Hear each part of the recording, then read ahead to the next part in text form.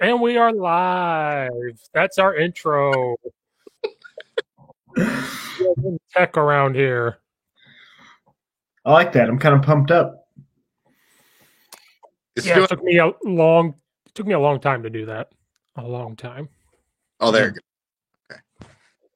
Okay. All right. Up the thing again. You guys sounded like you were in a Chinook. Well, yes. That's what happens when you use your phone. You live out in the middle of nowhere. You don't have reliable internet.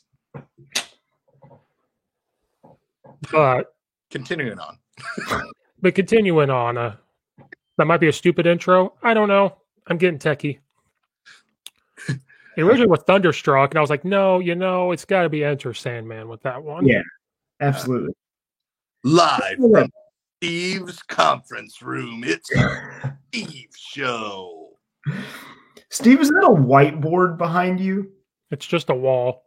Oh, okay. It just kind of looked like a whiteboard. I'm imagining you like drawing up plays in the background. Yeah, make it a whiteboard. Yeah, but I can't really like show you too much because it's like our one formation, all the plays we can run out of it. But I wrote some points for the podcast on it, so you know. I have a whiteboard. It's just too heavy to hang up. I got to figure out how to. Well, it's called anchors. They're Lowe's, and if it's 50 pounds, that's too big of a damn whiteboard. I don't know. I found it, so I don't know. They're like 20 cents at Home Depot, man. No, this wall whiteboard, somebody wanted to throw it out, and I looked at it, and I said, that's perfect coaching material. I'm going to go grab it. How big was it? See, mine's just this size, available at Walmart. I mean, no big deal.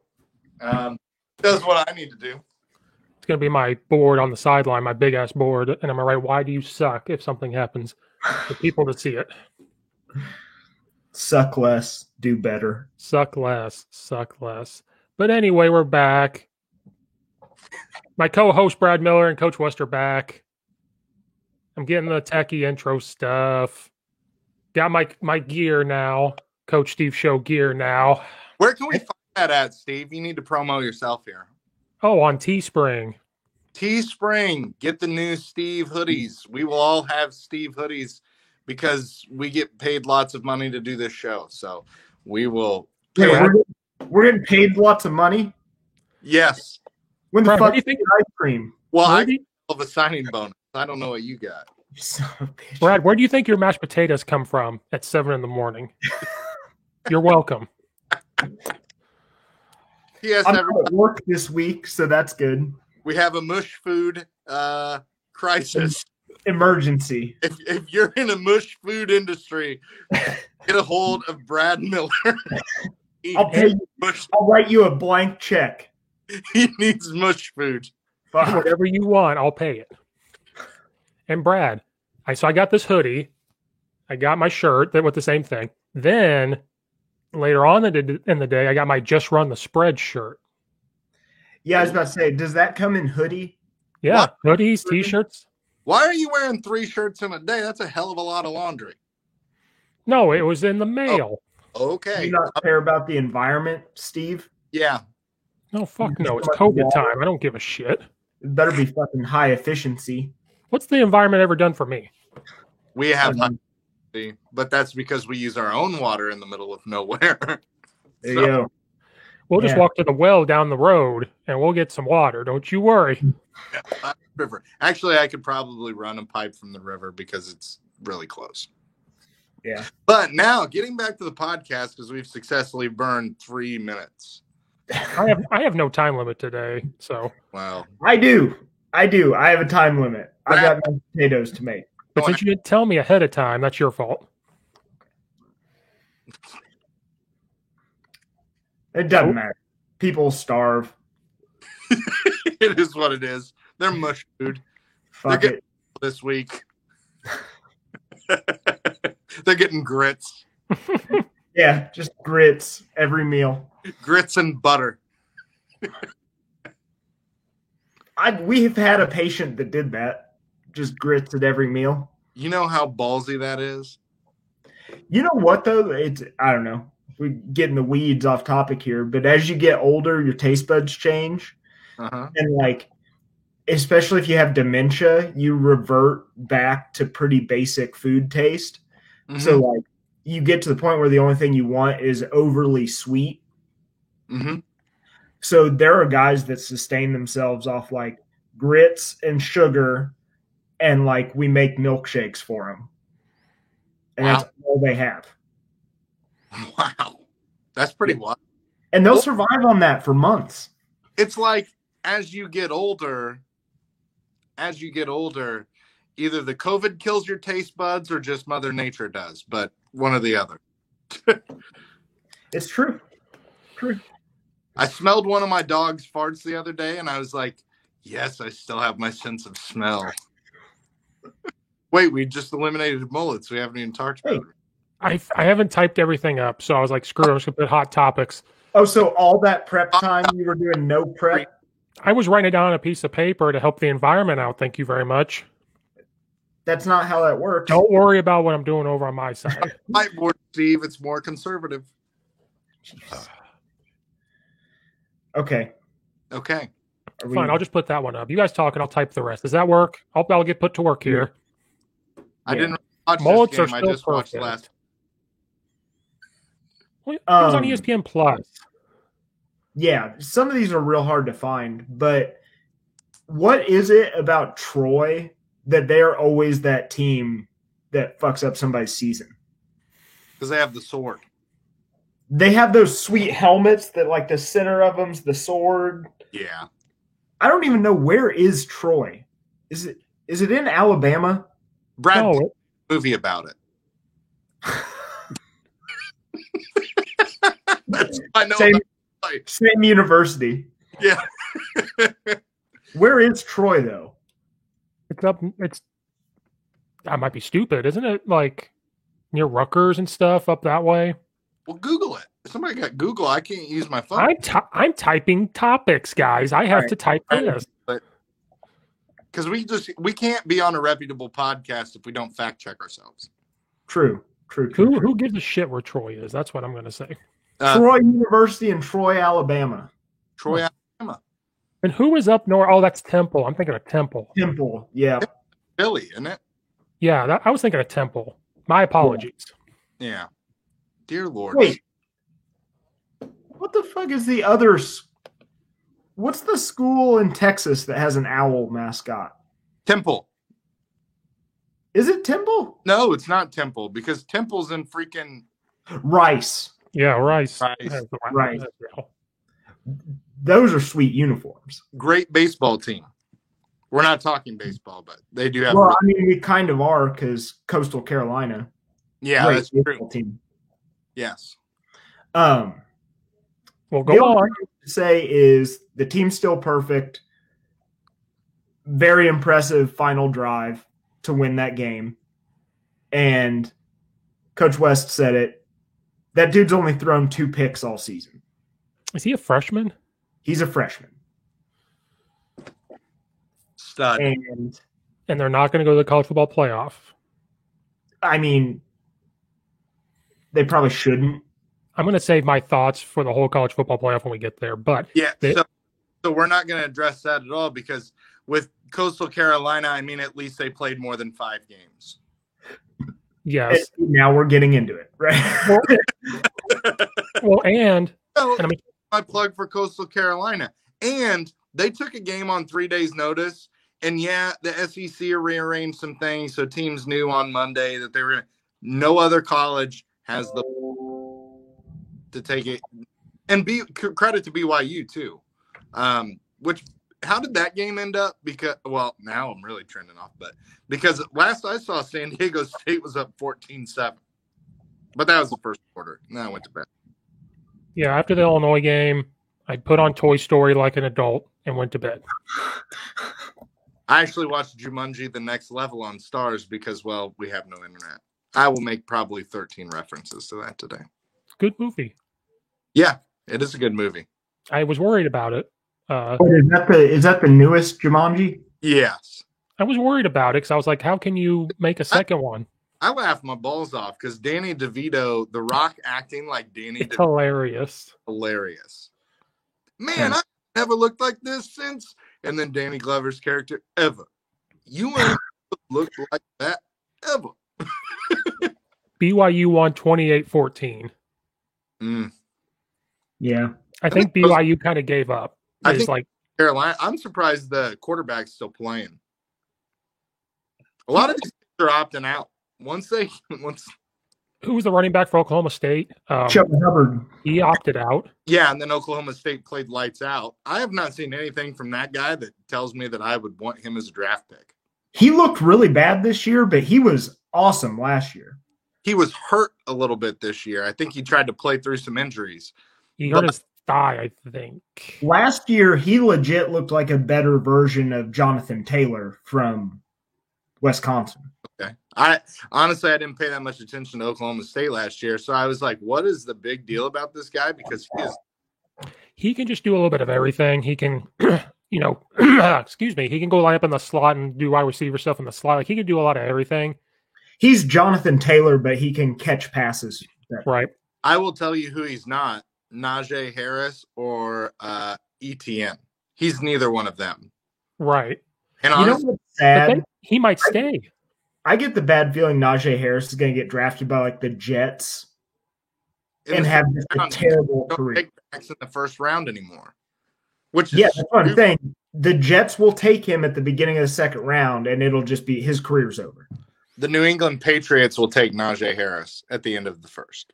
But they already have a stud Alabama back. Yeah, but they just want more. You can always have more.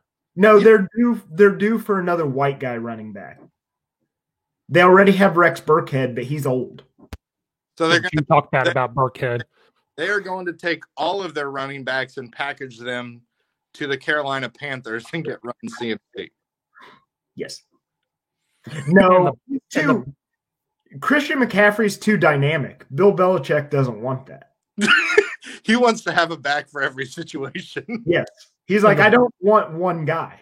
I want a combination of like 8 ex-lacrosse players. By the way, that rugby guy, let's just be honest here. Nate Ebner is like an anomaly because he went to Ohio State as a walk-on, was the special teams captain by his senior year, then gets drafted by the Patriots in like the 5th round as a special teamer. He didn't play defense, didn't play offense, and has been with the Patriots and been a Pro Bowler for. But that's the Patriots' MO. Like, I feel like they've always drafted some dude in like the 5th, 6th round purely to play special teams.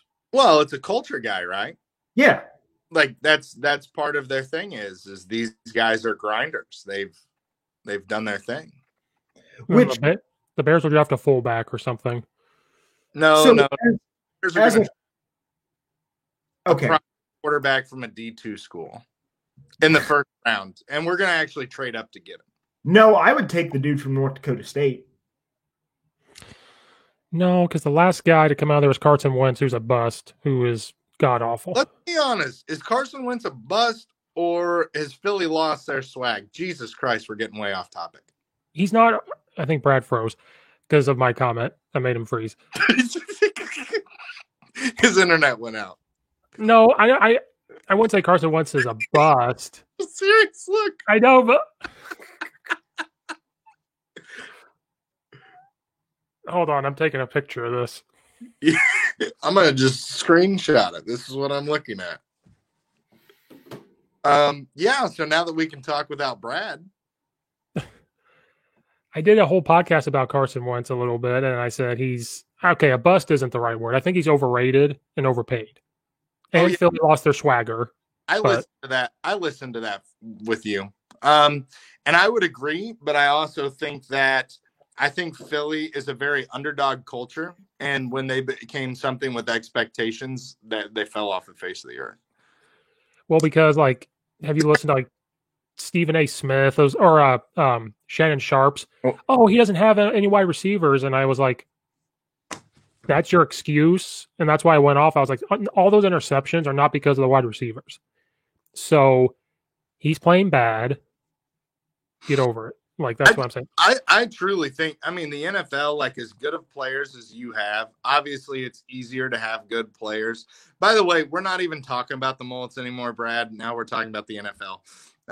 You froze from my comment is kind of what happened. It was a beautiful look on you. You were like, oh, he's frozen again. This one's even better. He's got the hand up here. He's like, ooh. And he's got the glasses on. He's ready to go. And that's another screenshot. But I think the NFL is largely who is the hot team come playoffs. Right. And Philly got hot, upset the Bears, and won a Super Bowl. Okay. But Carson Wentz, we all forget, before he tore his knee and actually ran in a touchdown after he tore his ACL, he was MVP candidate. But I think they had the right mojo with that team. I think they just did. You had Lane Johnson wearing the freaking dog head because they were the underdogs. And you just had all of this swag about the Philadelphia Eagles. Fletcher Cox was a man among boys. Jason Peters was playing out of his mind and actually healthy.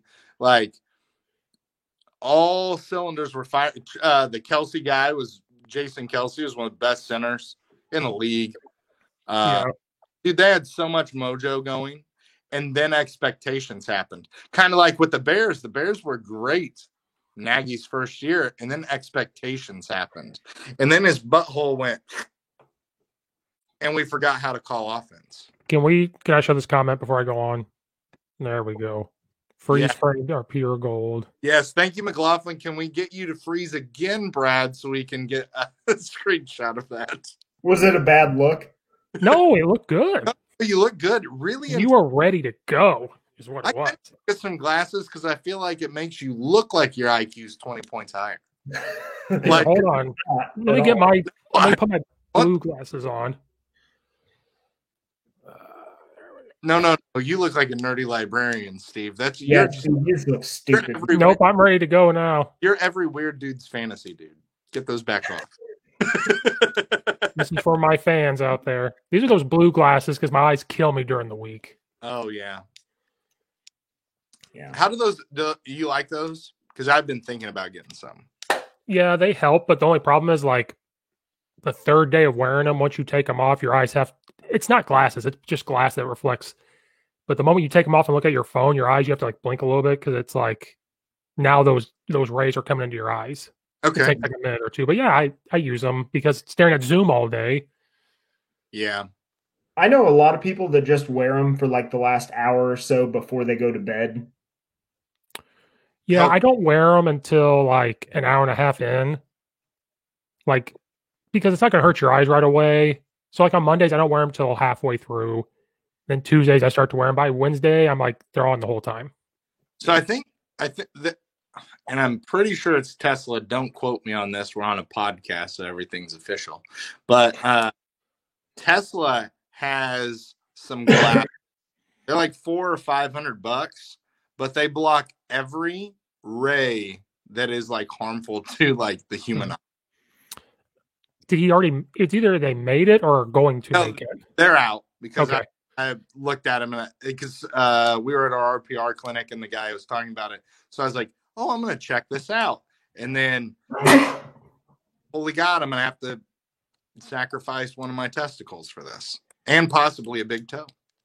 I could have bought them if Florida would have won. So right into that segment, if Florida would have won, I could have retired. Freaking LSU. LSU. Oh. So, turn off the I'm not even going to act like I watched all this game, but I watched it at the most important part of the game. From what my buddy was telling me, Florida played like absolute butt. They scratched Pitts. He wasn't playing. Yeah, so Pitts did not play for them. I think they thought LSU was going to be a comfortable victory. And then I turn it on. Florida drives down. It looks effortless because my buddy was like, oh, Florida will drive down in 5 plays and score. And then in like 3 plays, they scored. He was like, oh, well, I stand corrected. So then they kick off to LSU, and it's like 3rd and 8 or 3rd and 10, 3rd and 11. It's 3rd and long. full, like that split zone pass where they sneak the H back out into the flat, Steve. That's what they ran. Freaking the quarterback forced it in there because he was actually covered. I mean, there's two guys on him making the tackle. Tried to hurdle the first dude, gets grabbed by the foot, and all of a sudden you're watching it live and you just see this little white thing just take off. Now it was foggy as hell, so you really didn't know what you saw. But you just watch this little thing go, pew! And then you see this player come in. He's like, what just happened? What did you do? And then all of a sudden you just see the flags just start flying in. Because, it's like one of those where there's like one flag and then every referee throws the flag at it. And then they gave the penalty to the wrong dude because it was number 3 that threw the shoe, but number 11 was the one that got the unsportsmanlike. And that changed the whole momentum of the game. Kid kicked a 57-yard field goal for the go-ahead. And then Gator chomped out of the stadium. Well, so what you guys didn't see was, this kicker's warming up. Okay, over on the sidelines, kicking into the net. And there's this guy wearing a Mud Dogs jersey with the number 1 on it. You guys know it. It's an orange jersey. I don't think it's a Florida jersey. It looked like a Mud Dogs jersey. Hell yeah. And he's just nonstop harassing the kicker. Like, he's 2 rows up off the field, and he's just screaming at the kicker as he's warming up. And I think that kicker ran over there and Gator chomped at his ass, is what I think happened. I can't be mad about it. Absolutely not. Did anybody else see the film of the – and, Steve, this is right up your alley. And so that's my LSU. The shoe throw seen around the college football world. I have officially in my life seen the Kurt Schilling sock baseball game, and now I have seen the LSU game. I'm just waiting for somebody to lose a full leg at this point.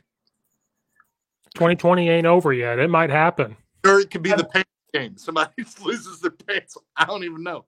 Well, we did have a leg game. Did you watch that Washington football team game with Alex Smith and his leg was just bleeding? Oh, yeah. Yeah. I thought it was his surgically repaired leg, and I was like, that dude's going to die. He's going to die on the football field. No, he's already fought off a life-threatening infection. But anyways, did you see – so then this is another bonehead thing. So who did Ole Miss play – or not Ole Miss, Mississippi State play this week, Steve? Auburn. What a dumbass. Did you see that corner talking all of that trash and then gets burnt on the go route? Well, after he was talking that shit, did you see the wide receiver look at his quarterback and be like, yo, now, go. I don't care what's called. Now. Yeah. Hey, noodle arm. Give me the fucking ball. Yeah. Yeah, so it was just the week for stupid things to happen. Yeah. I think that is, to a certain extent, is like, I feel for the dude because I've definitely, I don't blame him for throwing the shoe. Well, he's a young kid. He made a big play. Florida's getting the ball back with like a minute and 30 seconds left. Trask is going to lead them down. They're at least going to get their field goal kicker was like 4 or 5 on kicks over 50. Like the fact that he missed that yesterday, the Florida guy, because he had enough leg. And I swear to you, the ball was probably 2 inches from clipping the upright. But in the passion, you're not thinking. And I think what everybody forgets is, because there's people like cut his ass now and all this stuff. These are kids still. Yeah. And football players, how much maturation do they really have to have? They have somebody telling them what to eat, when to lift, when to go to class, somebody helping them with their grades. North Carolina tables. They have all this stuff. How much maturation really happens at the college level?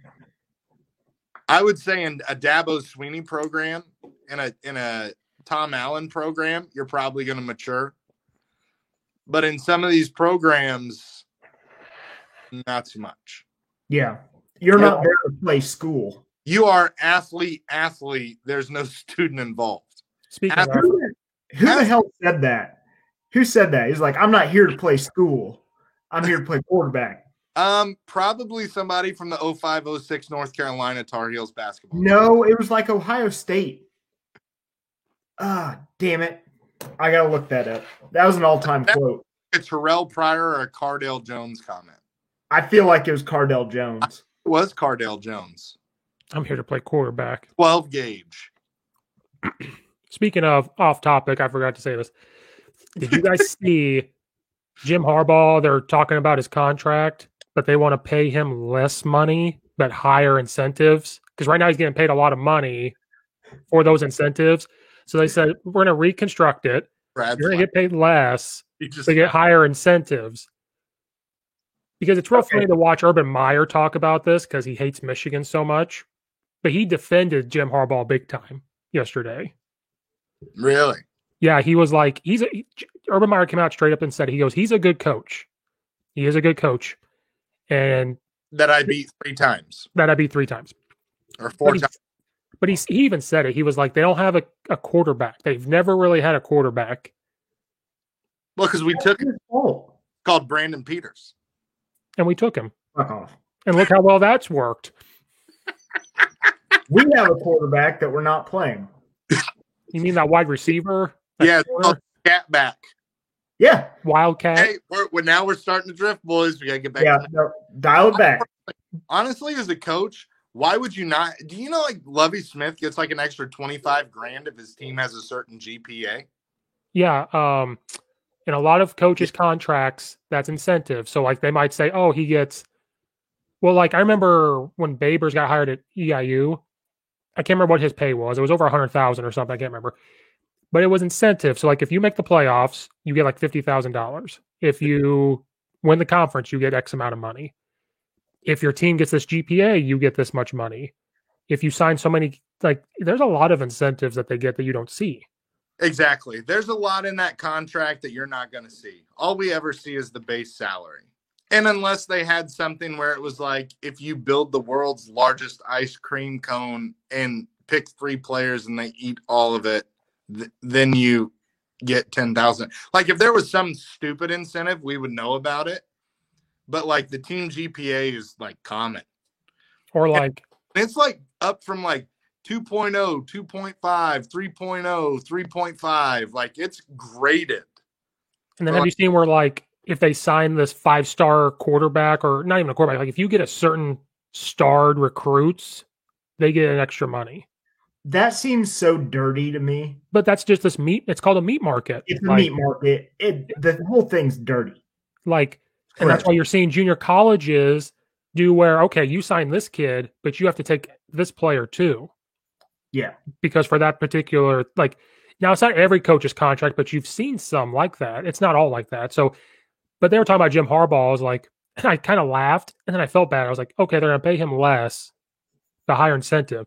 So then the question became, does his ego allow him to do that? Or are they just trying to do a nice way of saying, okay, this is what we're going to do for you. To instead of firing him, this is the way to get him to leave. I think Michigan is hoping that the Chicago Bears will take Jim Harbaugh. At this point, I don't care if he goes there. I'll take that. I don't care. But we have a tight end, and he likes tight ends, so okay. Yeah. I don't hate Jim Harbaugh with the Chicago Bears. I don't think that I personally, I mean, obviously, he's not a bad coach, right? Because none of us will ever coach at Michigan. So to be like, oh, you suck. Well, he's made it way further than I have.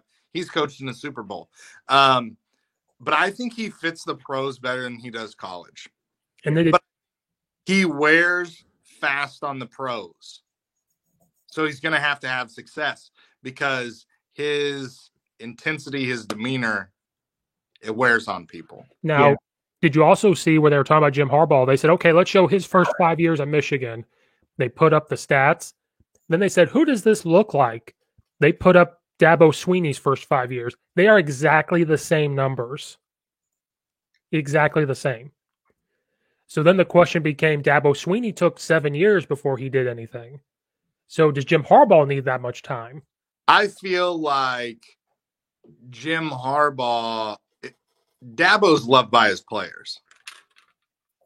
I don't know if Jim Harbaugh is loved by his, like, there's a genuine father-son connection with all of those players at Clemson. Like, if you just watch his interactions with his players on the sidelines. Yeah. I've never seen that at Michigan because I think Harbaugh is this harder exterior of I'm coach, you're player. I don't see as much love on the side. Like, dude, every coach wanted to be Tom Allen after last week's game when they were like, all the kids were talking about, you want to play for the best program in the country, you need to come to Indiana. I love you, Coach Allen. Like, all these guys are doing that was not like put out there. There's love. And when kids love you that much, when kids like care for you and they know that you're willing to go to bat for them and battle for them, they play harder. What's the show? I always ask this, I cannot remember. On Amazon. What's the NFL show on Amazon? All or Nothing. Yeah. Go watch the one on Michigan with Jim Harbaugh. It's actually pretty good watching his speeches. Like, he does care. When you go watch his speeches, he does care. And he's a little loony with his speeches. He's all over the place. Mm-hmm. And they talk about random stuff, and he's all over the place. But then he brings it back. So, but this was like 2015 or 16. Like, it was. Yeah, but there's in good speeches in front of a crowd and having a kid screw up in a game. And how many times have we seen Dabo like take that kid under his wing in the middle of a game and like, you know, basically explain to him why that was not a good decision or, you know. Well, I mean, you just described Coach Underwood and Curbelo. Yeah, absolutely. Like, you see that happen 3 times a game. Yeah. And Curbelo genuinely puts his arm around Coach Underwood. Yeah. It's this true, like, relationship. Mm-hmm. Don't get into Illinois basketball. Yeah, no. I just wanted to say that is, like, the version of that I see. Yes, because I think Underwood's a very intense person. But I think now that he's getting his guys in it, well, God dang it, now we're going down. No, stop. But anyway, I just wanted to bring that up about, like, look at what happened to Harbaugh. Now he's to the point of, we want to pay you less money, but if you do well, we'll pay you more. And so I think this is they're trying to be nice about it and say this is our way to get him to leave. No firing, no quitting, just like mutual. Yeah. But then it becomes who you're going to hire. Because Auburn hates him. Like, I don't know. We talked about this last week, though. Like, I think if he went to Michigan, he's going to beat Ohio State every once in a while the same way he beats Alabama now. Yep. Once a contract, you're going to get a big win over Ohio State on a kick 6. Yep. On a kick 6. That still haunts me. Kick 6 in our time. But that's just like his teams do that. They're super athletic. They may not be like the best team in the world, but every once in a while they'll uncork one and beat Alabama. And Malzahn is won it. He won a national title, right? As an offensive coordinator with Cam Newton. Yeah, and then took over and was in one, right? Yeah, his first year at Auburn, they played Oregon for that national. Was it Oregon for the national title? Yep. And they lost. That one hurt. His first year, I think, at Auburn when that happened. Here's an interesting thing with that. So the Tuberville guy, the guy who preceded him, went 5-7 the year before. And then he goes to the national championship. You don't think there isn't something with coach connection? Like Cam Newton. But that was when Gus was offensive coordinator. Yeah. And then when Gus got there. Oh, I understand. Yeah. When Tuberville was out, post-national championship, they go 5-7. They bring in Gus, and the next year he's in. He didn't have time to get all of his own recruits. You know? Well, like I said, Gus's offense was the best ran ever in 2013 when they had that quarterback. I can't remember his name, but he's one of my favorite quarterbacks for Auburn. That was the best-looking Gus offense there was. I mean, don't get me wrong. He was part of assembling that team, right? Because if you're an assistant coach, you're in the recruiting process. You're recruiting people. But Gus went to Arkansas State or something after that national championship or something. He left and then came back. What's the gap? Okay. Yeah, there was a gap. I can't remember where he went because he was at Tulsa at one point and then Arkansas State or something, and then he came back. Okay. But he was only gone for like a year. So still a year, you still help recruit some of those kids that were coming in probably at one point. Yeah. Did you see the Indiana defensive coordinator left? He's going to be the head coach at South Alabama. And then just throwing that out there. And then what's his name? Butch or whatever, the old head coach of Tennessee's taking the Arkansas State head job. Yep, Butch Jones. Butch Jones. Believe it or not, he is a really good wide receiver coach. I got to watch him like talk about that. Dude, he knows. I like the way that he coaches receivers. Okay, we really drifted off topic. Yeah. We can do this is the last off-topic thing. Did anyone watch any of the North Carolina-Miami game? Some of it. Okay.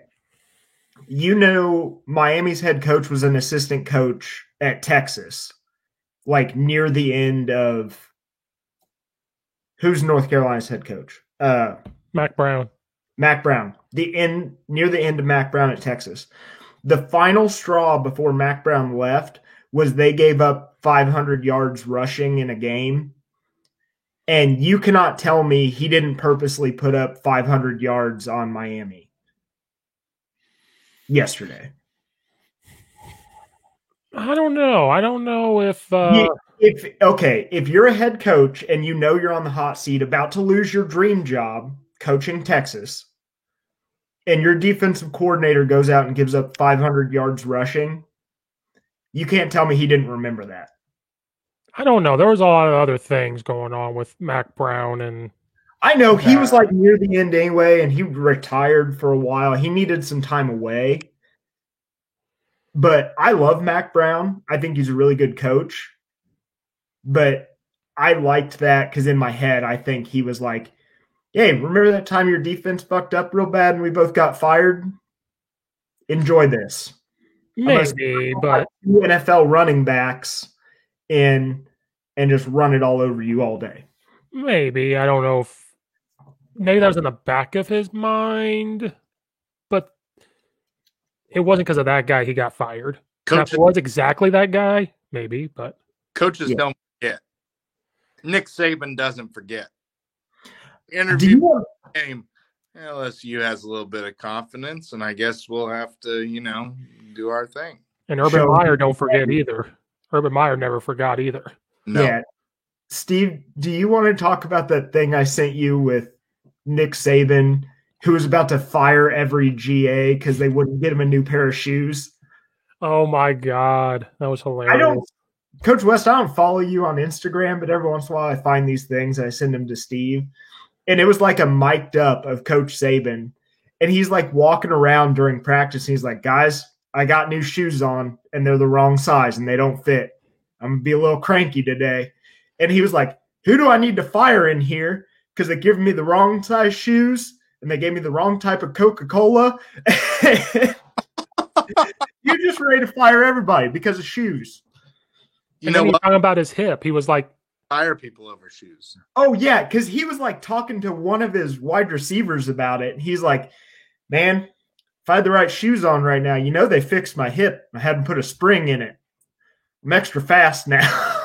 Hey, by the way, I want you guys to know, being how we've drifted to Alabama before Army and Navy, Jalen Waddle right now is doing things. He's showing a lot of improvement as far as their weight room stuff's concerned. It might not be surprising to see him in the college football playoff, which now then would make them unstoppable. And their wide receiver, Devontae Smith, might be the best college wide receiver I've ever seen. Their wide receivers are nasty. They're going to make NFL teams happy. Yeah. If the Bears, well, no, I don't want them to draft a wide receiver. But if they drafted Devontae Smith, I'd be happy. Dude can fly. Everybody's in quicksand when he touches the ball. Mm-hmm. My dream Bears scenario is they get a quarterback late in the first round and then draft some like Alabama receiver fourth on the depth chart who's still better than everything they have. And then it's fixed. Everything's fixed and fine. We need offensive linemen first. We need Leatherwood. Yes. That dude's got mean streak. We need a killer. Yeah. Indianapolis drafted a killer, and look at their line. Took a bunch of average dudes and made them killers. One Quentin Nelson made that entire offensive line better. Yes. Like overnight. You get an offensive line, a different play caller, and Mitch will be okay. Yes. Yeah. Because in the draft, they always shit on teams that draft a guard in the first round. But that's so worth it if it's the right dude. Yeah. Because he can impact Now, left tackle, they're kind of on an island, right? But you get a badass center or like the Kelsey guy with the Eagles when they won the Super Bowl. That Kelsey guy was playing lights out. So was the whole offensive line. If you have a solid it would make sense. You have a solid interior, then the tackles play well. But yeah. No, dude. Like, we need dude, how long have we said they need to replace Charles Leno and every year that guy's back? Leno is on the ground more than a hooker. Like, I don't know what you do with him. Well, clearly you lay him down, Steve. Yeah. I guess. I don't know. But, like, you know what I'm saying? Like, he's always on the ground. Yeah. He falls a lot, which is just bad footwork. Because he's slow. How can you bad footwork and be 6 years starting in the NFL? Yeah. Oh, also, I want nothing more in the world. Like, I don't even coach. I want to go to that offensive line pass protection clinic so much that I sent you that thing about, Steve. What is it? So, Von Miller has a pass rushing forum every year where like all the pass rushers in the NFL come to like talk about how they do things. Yeah. And they bring in all the rookies and they're like, hey, this is what you need to be doing nutrition wise. This is how you have to recover. So that went on for a year. And then a group of offensive linemen got together and they're like, we're going to do the same thing. And they have a summit every year where like, Lane Johnson is one of the guys that heads it up, the tackle for the Eagles. And in the little clip, they talk about like positioning and how Lane Johnson was one of the first guys to go after somebody's outside shoulder and get like, you don't square up with them. You get kind of on the side to stop that outside pass rush. Right. And it was just cool to hear like the elite players talk about how they get an edge against a guy that's way more athletic than them. Yeah. I would give my left nut to go be a fly on the wall during that summit. It'd be awesome. To be honest, like in this day and age, you're crazy to not do a Zoom. And absolutely. You know what I mean? Like if you had say you even have the top 15 linemen in the NFL that's all going to give like a little like 10-minute thing with an open forum at the end. So it'd be like a 2-hour thing. You know how many people would sit in on that? Absolutely. And one of the speakers every year is Joe Thomas, who's the greatest tackle of all time. To never be on a winning team. Yeah. Like, I would go and listen to that dude all the time, which actually his podcast is really good. Dude, his social media game is strong. Yeah. Yeah. Also one of the first dudes that you saw retire and then just get sexy as fuck. Alan Faneca. I don't know if you guys remember him. Mm-hmm. Yep. Also did that. Which good for them, because in reality, like as you get older, it's not healthy to have that weight. No. Yeah.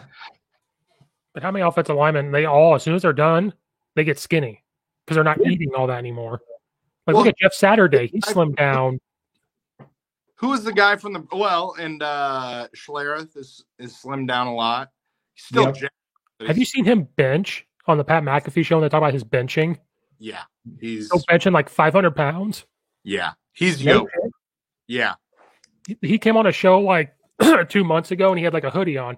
And then Pat McAfee showed, he goes, guys, I did this just for you. And he rips it off, and he's in like a tank top, and he's flexing. And I'm like, oh my God, he's got boulders on his shoulders. Like, good Lord. If you ever get the chance, look up Mark Schlereth pissing his pants. And he did a podcast on Barstool. This is like early Barstool. He came on, and they were talking about, as a player, he pissed his pants during a game one time. And they were like, how can you piss your pants? Like, do that. And so, like, him and the two podcasters both, like, they were taking a video of it. All three of them pissed their pants right there. Dude, I don't know if you've listened to his podcast, The Stinking Truth, but it's fun to listen to. And he's only about a half an hour. Like, great player nickname. Yeah. The Stink. Holy God. Okay. After LSU, we were supposed to go to, Army and Navy. Okay. I'll be right back. All I'm going to say is no one cares about this game. I care because I love the game. I like it. I love the whole thing. The whole, like, they fly the freaking Apaches over. Like, you know what? Like, for that brief moment, it was like, America. Right. And I like watching those offenses just to see what they do. Like, but it was boring. It was so, like, after halftime, I was like, okay, let's start scoring a little bit. And it was boring. So I'm going to piss off triple option guys and everything. They tell me how great this offense is. Why didn't it score? Because you can't tell me Army and Navy have this great defense. There was a time I really wanted to put on social media, but I kept my mouth shut. I'm going to say it now. I was like, if they just ran mesh a little bit, if they just ran, because their biggest plays were passes. Well, that's the way it is in high school. You got those games and they hit like a 70-yard touchdown pass because, well, you think they're doing wing T things. Every time the Army lined up in shotgun, I was like, yes, here we go. Yeah, the quarterback would drop back with a back on each side of him. I was like, oh, we're going to open it up. Nope, that's just another read option. Okay. Well, that's why if Monken goes to a Power 5, that's the type of stuff he would do. He'd go back to his Georgia Southern days. He'd go under center, and then he'll line up in pistol.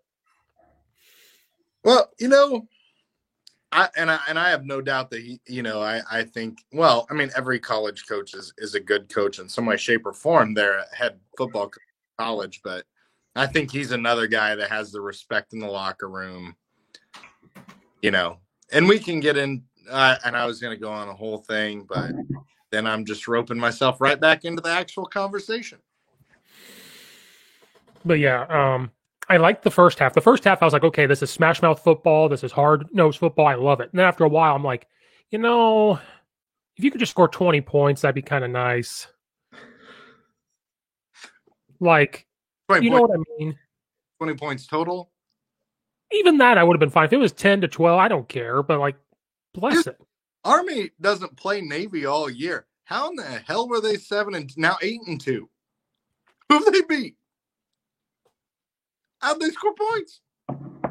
Here's what happens. They go and play those spread teams. They don't know how to stop the triple option. Well, I think that's what it is. I was talking to myself as I'm watching the game. I'm like, Army and Navy don't have this great defense. Now, they can tackle because they're real tough. Like, Navy or Army's really tough. Yeah. But they don't have, like, you can't tell me if they walked into Alabama that they would play that same type of defense against Alabama. No. But, like, at the same time, is it because Navy and Army practice this all week? Like, this is their offense, so they just know how to stop it. But then I kept watching it, and I'm like, Army was running inside zone dive or whatever they want to call it over and over and over. And I'm like, well, if you get 3 yards every time, you might as well. Yeah.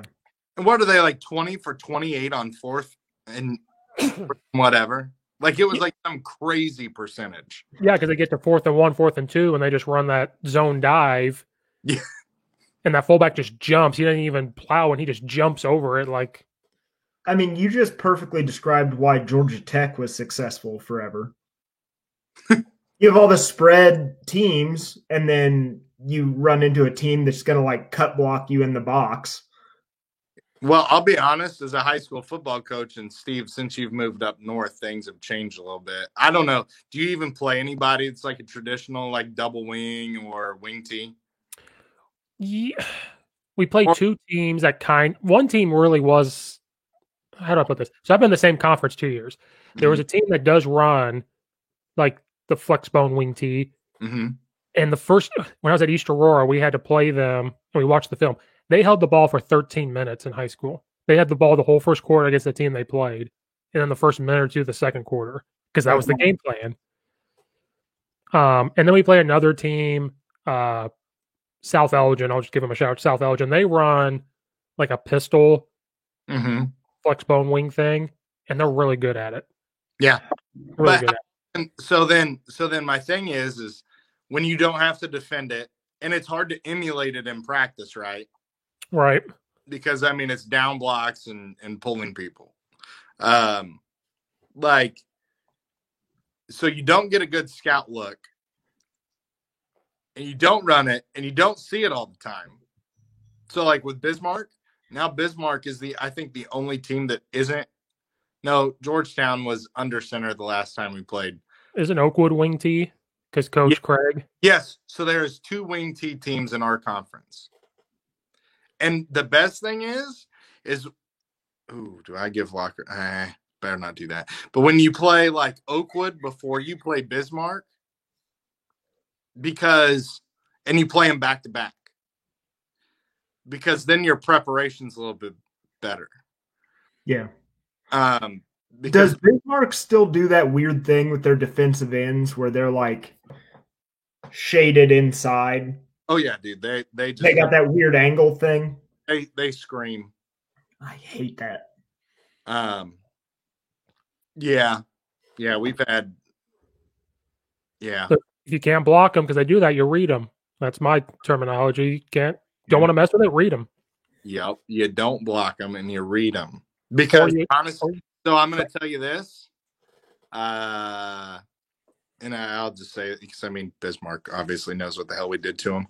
But we ran like a duo inside zone kind of thing against them. Didn't block an end. Dude, that end tackled the running back every fucking time. So our quarterback – oh, shit, I said the F word. Oh, I just said that too. Their defensive end tackled our running back every time. So it was a pull. It was a pull every time for our running quarterback who we wanted to run the ball anyways. And then what we did was we just bubbled the slot. And so now we're reading the outside linebacker. Outside linebacker comes up to quarterback, throws the bubble to the slot. He goes out with the bubble, and we just take it upfield. Best of luck defending that when your kids have it ingrained that they basically can just fly wherever they want. Yeah. Yep. You read them or you trap them. Yeah. Yeah. But they get off the ball really well, so it's kind of hard to trap them. Well, if it's the end and you're trapping them, it's fine. It's fine. It would be okay if you could X block it. Or yeah, you could fold block it, run zone, and just fold block it. Yeah. It's a weird thing to try to cross block, though. Like, if I remember right, we tried to do that, like, my junior year or something. And, like, Jimmy Rutledge was a really good guard for his size, but it just didn't work right. Yeah, well. And a lot of that was probably coaching. But see, back in the day, it was called a chop or cross block. Now we call it fold blocking, so it's taught different. Like, we're talking, like, that was man blocking. Like, zone blocking and fold blocking is totally different. So with an end that's in like that, you can do it better. Or just run draw. You could draw them. Like, guard goes in, tackle comes around. It works perfectly. Yeah. We've adapted since 2010, Brad. Things have changed. Holy. We've successfully streamed off topic again. But yeah, it is. I think me and Brad agree, and Steve, you would too. When you don't see something like that every day, it's hard to defend it. And when you only see it once in the year, it's really hard to defend it. So. And that's where, like, that was my viewpoint on Illinois hiring a wing T guy. And like, let's be that annoying team that everyone hates. Yeah. And that they only have to prepare for us once, and they think that we suck, so they really don't prepare anyways. And then you Isaiah Williams at quarterback. And we might be able, and he would be a great like wing T guy because he could just hide that ball. We just fixed Illinois football, boys. Yeah. All right, Brad, go on your tangent. Okay. 55 minutes. Go on your tangent. This is episode 1, 3-hour podcast of me and Steve bitching about everything in college football. Georgia finally nutted up and put in a 5-star quarterback that they got to transfer from USC. And guess what happened? They scored 49 points, and their offense looks immaculate. Now, why you don't do this earlier in the season when your schedule's crazy, who knows? Because the quarterback was playing good until they saw Bama. Yeah, no, he was playing good against bad teams. But it's confident. The name of the game is confidence. No, it's not. Because at the end of the day, like, there's a skill level that comes to like trying to be a national title contender. Now, Brad, the world ain't all. Georgia has the players to be a playoff team. They do. They have a defense. They have a defense, but they have offensive skill guys that are college football playoff level. And the fact that their coach wouldn't nut up and move on from the 4th-string quarterback that had a good run and it was a good story, I just hope they continue to evolve because I would like Georgia to be competitive moving forward. And they're just not going to be competitive if they go back to the pro style shit they were doing before. Well, it's like LSU last year. All of a sudden, they figured out that they could pass the ball and they have, great team, win a national title. Yeah, Georgia could do what Alabama does and be a spread power run team still, but give you that opportunity to be like, we can still pass it. We can still do RPOs. Because Bama, one quarter, could come out and run the ball and score. Then the next quarter, we're going to pass it and score. Georgia could do something like that. They have the ability now to be truly multiple in their offense. But Brad, the world ain't all mashed potatoes and applesauce. All right. It is. My world is. All fucking mush. All it is. The reason why he played that quarterback was because if your quarterback has confidence, you don't want to be like, okay, you've won us some games. I don't care who we've played. You've won some games. Let's bench you for this kid. You have to wait for the right. It's like the Mitchell Trubisky thing, like the moment you screw up one time, you're done. Like you can't do that with a kid. I'm not saying that. I'm like, you did your job. You're a former walk-on. You won us some games and kept us undefeated. That's when you got to do the hard thing and be like, I know you're undefeated. This guy still gives us a better chance to win this game. But do you play him at the beginning of the year when he didn't practice a lot? Oh, yeah, he was injured, wasn't he? Right. So at the beginning of the year, you had no choice. Yeah. And then you fall into that trap of this kid's won us some games. So it's kind of like, hey, you did well, but go sit your ass down. Like you did your job for us to win some games. Go sit your ass down. If you're 19 years old or whatever, you're done. Like you would leave. You would leave. You're not 19 years old though. But I'm just saying, or however old you are, you're going to go to Illinois and run your career after something like that. Like you're just going to leave. I will tell you this, and if the team backs that walk on that's been there and paid his dues, yeah, you can't lose the team.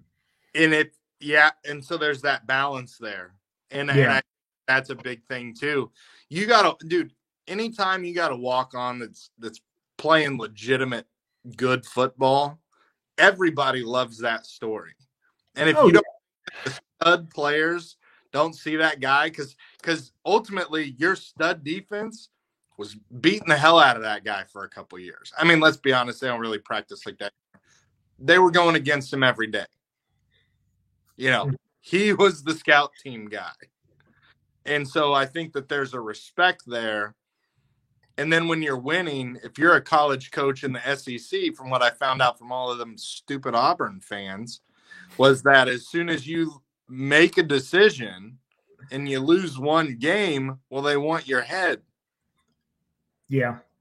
And so there is a risk and I can't remember who the hell got mad about this, but he was talking about, like he does have a family that he's got to think about. So like, I can't remember. They like shredded that coach, but like, I kind of understood where he was coming from, because when you get to that level, one bad decision all of a sudden can screw up your livelihood.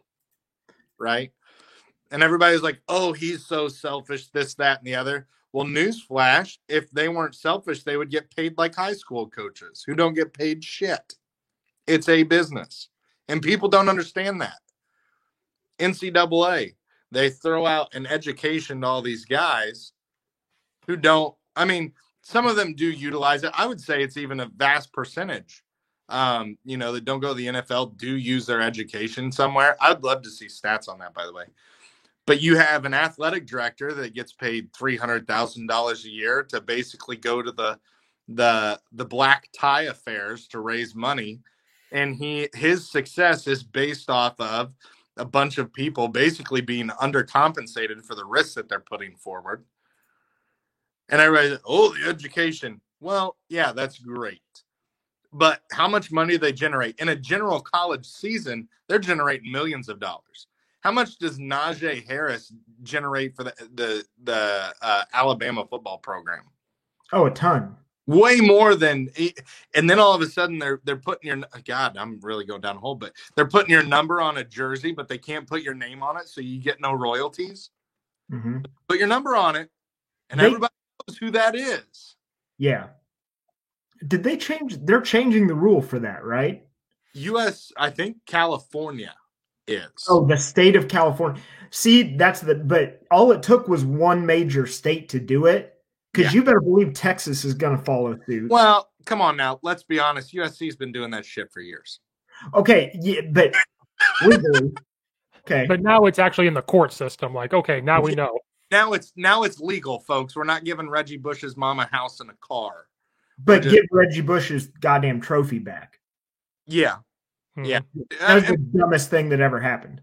Yeah. Well, like, yeah, he got paid, but he still ran for those yards. He still played the game. Yeah, exactly. Give him his trophy back. That's it. But I think, like, I just went on a whole rant and I have no clue where the hell we started with it. I personally, I am now at the point where it's like, dude, these kids generate money. A lot of it. You don't think if it's like, hey, if you're a starter, you get a certain percentage of what this university generates from the football program? You don't think they won't play harder? And you can't tell me that the university doesn't pull more money in purely based off, like, in the state of Georgia, if University of Georgia is badass at football, a certain amount of just normal kids from Georgia will now want to go there.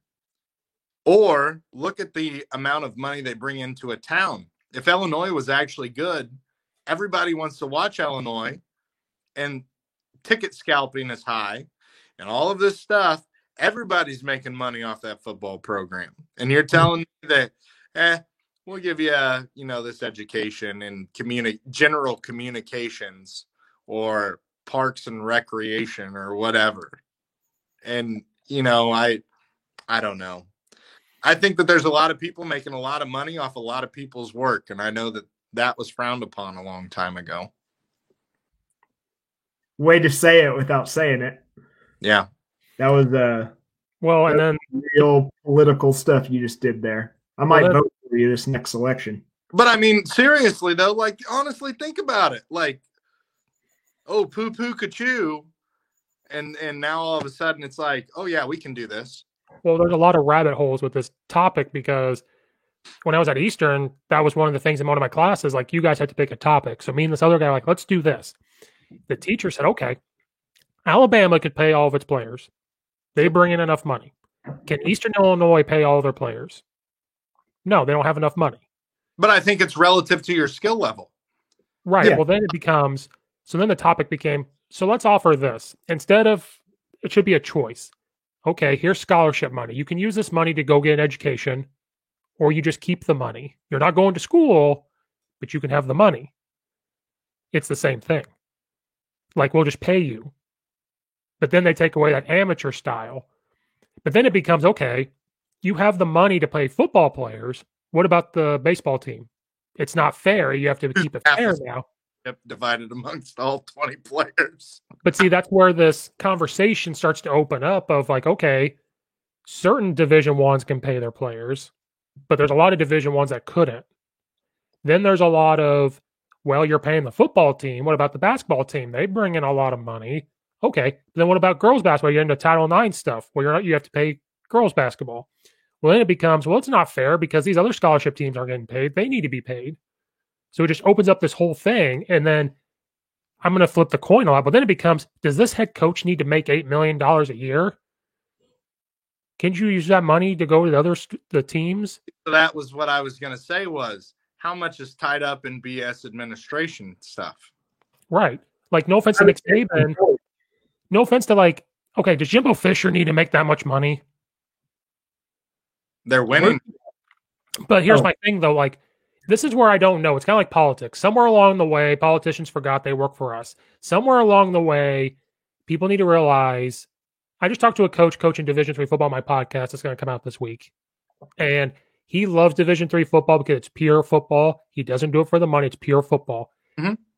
He's like, I don't work a day in my life. He goes, I work sometimes from 6 a.m. to 11 o'clock at night, and I don't realize I've worked because it's football. Yeah. So then the question becomes, Nick Saban wins championships. So, yes, there's a part of us that's like, he is worth the $8-10 million a year. But is he really, in all honesty, to make $8-10 million a year to live? No. That money could go to something else. And that's why, like, no, but if there's one person that deserves to make $10 million a year, it's Nick Saban. But then I think differently. Like, because here's you could pay me, but like for me though, but like this is the way I think, and you guys correct me if I'm wrong. Us coming from where we're from in Fithian, you could pay me $200,000 a year to go coach at Alabama, and I'd be the happiest. I'd be happier than pig and shit. You don't need to pay me $10 million a year. No, you would, but then what is your value? What do you value yourself at? Because but see, they could offer me that money. If they could offer me that money, and I'd be like, send it back to the school. Well, that's what you say, but what are you going to do the 300 days that you're away from your family? Does that not have a price? That's all. See, no. I'm doing this to get this conversation going because it's a ton of rabbit holes of like that people don't think about. Yeah, well, and I personally think, like, dude, I value my time a shit ton. Like, if you ask me, it's $1 million an hour, Steve. Like, I value time is more important than anything. And that's why my athletes appreciate my time, because I tell them that their time's worth that too. If more people viewed their time, we wouldn't waste a lot of time. You know what I'm saying? And I think that people undervalue themselves, and they allow people to tell them what their worth is. And you want to know what? If Nick Saban can get $10 million, Nick Saban's probably worth more, if we're being honest, on how much money he's generated for Alabama through the boosters, through the advertisements, through the TV deals. I mean, it isn't just the money generated on that gate on game day. That's probably 50% of what comes in. Right. It's the product that they sell. The tailgate passes. I mean, here's the flip side of that from the players' side. How many dudes has Nick Saban made a ton of money? Because he brought them in and taught them how to be a professional football player. And then next thing you know, you're a first-round draft pick. And now you're a millionaire. And now he has basically another booster. He has created, well, not just that, but I mean, do you see the stuff that Alabama sends their former athletes that are in the NFL? Oh, God, yes. They send them care packages, Alabama does. Yeah. You want to know why? Because I'm going to give you these free sweats. And when you're walking out of practice and the media gets a picture of you and you're wearing Alabama, now that's a recruiting pitch without me recruiting. But they care of their NFL guys long after they're at Alabama. And did you see how Alabama opens up their weight room to former players? If a former player's coming through town, they call them up and say, hey, can I go get a workout in? Sure. they come right on in. Because why? You bring a recruit in walking through that weight room, and a guy playing for the New England Patriots is in there working out. All of a sudden, Julio Jones is over there doing wind sprints. Yeah. It's like, okay. And you're telling me that doesn't generate more money than what we know about? The biggest people that shouldn't be paid is in the NCAA, like the presidents and stuff. That's where the stealing comes from, I think. Look at Roger Goodell, the easiest position in the world, and makes $35 million a year. How much does Mark Emmert make? A lot. It's stupid.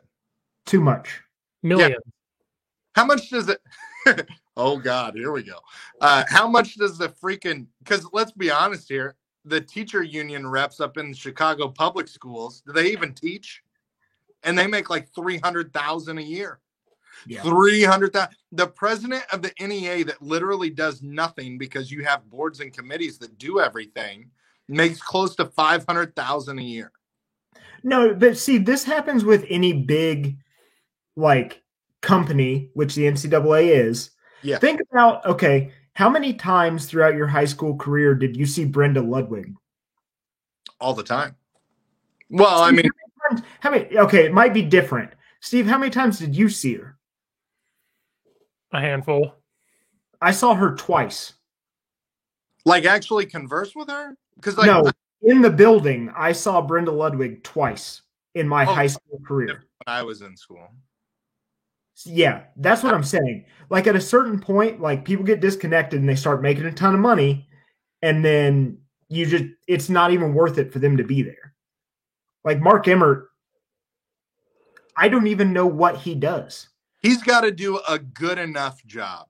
You don't even have to do a good job. You got to do a good enough job. You know what I'm saying? And we all knew we all knew this was bad, but it really showed during COVID because there was no leadership. Now all of a sudden he has to do more. COVID is finally saw it. Lack of leadership everywhere. Yeah, you know what? The only group that I think has done a really good job was the NBA. Yeah, because they bubbled it up. Yeah, and the NHL did a good job too. Yeah.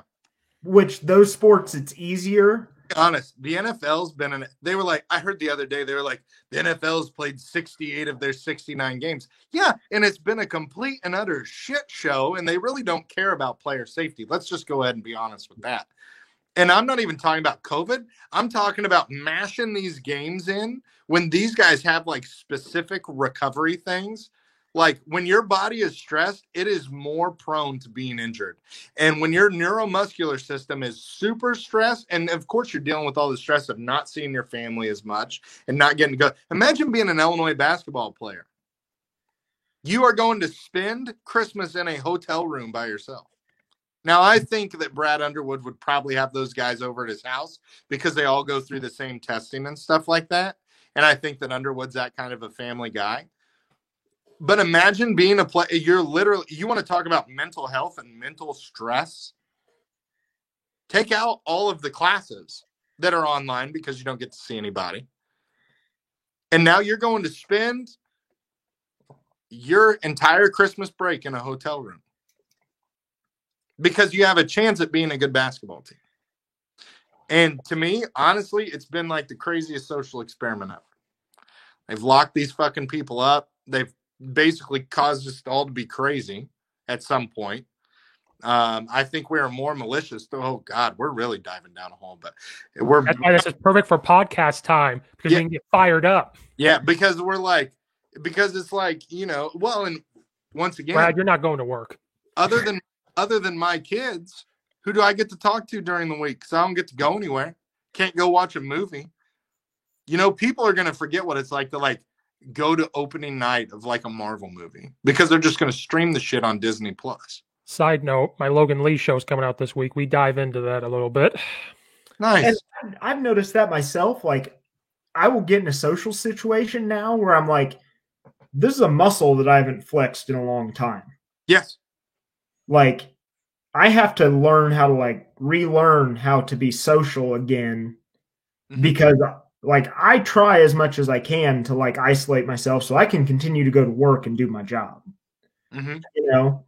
And that's the thing. Like we would love to have people over here and watch a football game and have some drinks, but guess what? You can't do that because you're putting yourself at risk because you got to think of the bigger picture. Like, if we were in school right now, if I hung out with people during the weekend, like 2 people, well, now I'm thinking, well, I'm going to go to work and like expose people. You know what pissed me the hell off about everything was I have adjusted my entire life to be able to try and have sports. Yep. For high schoolers.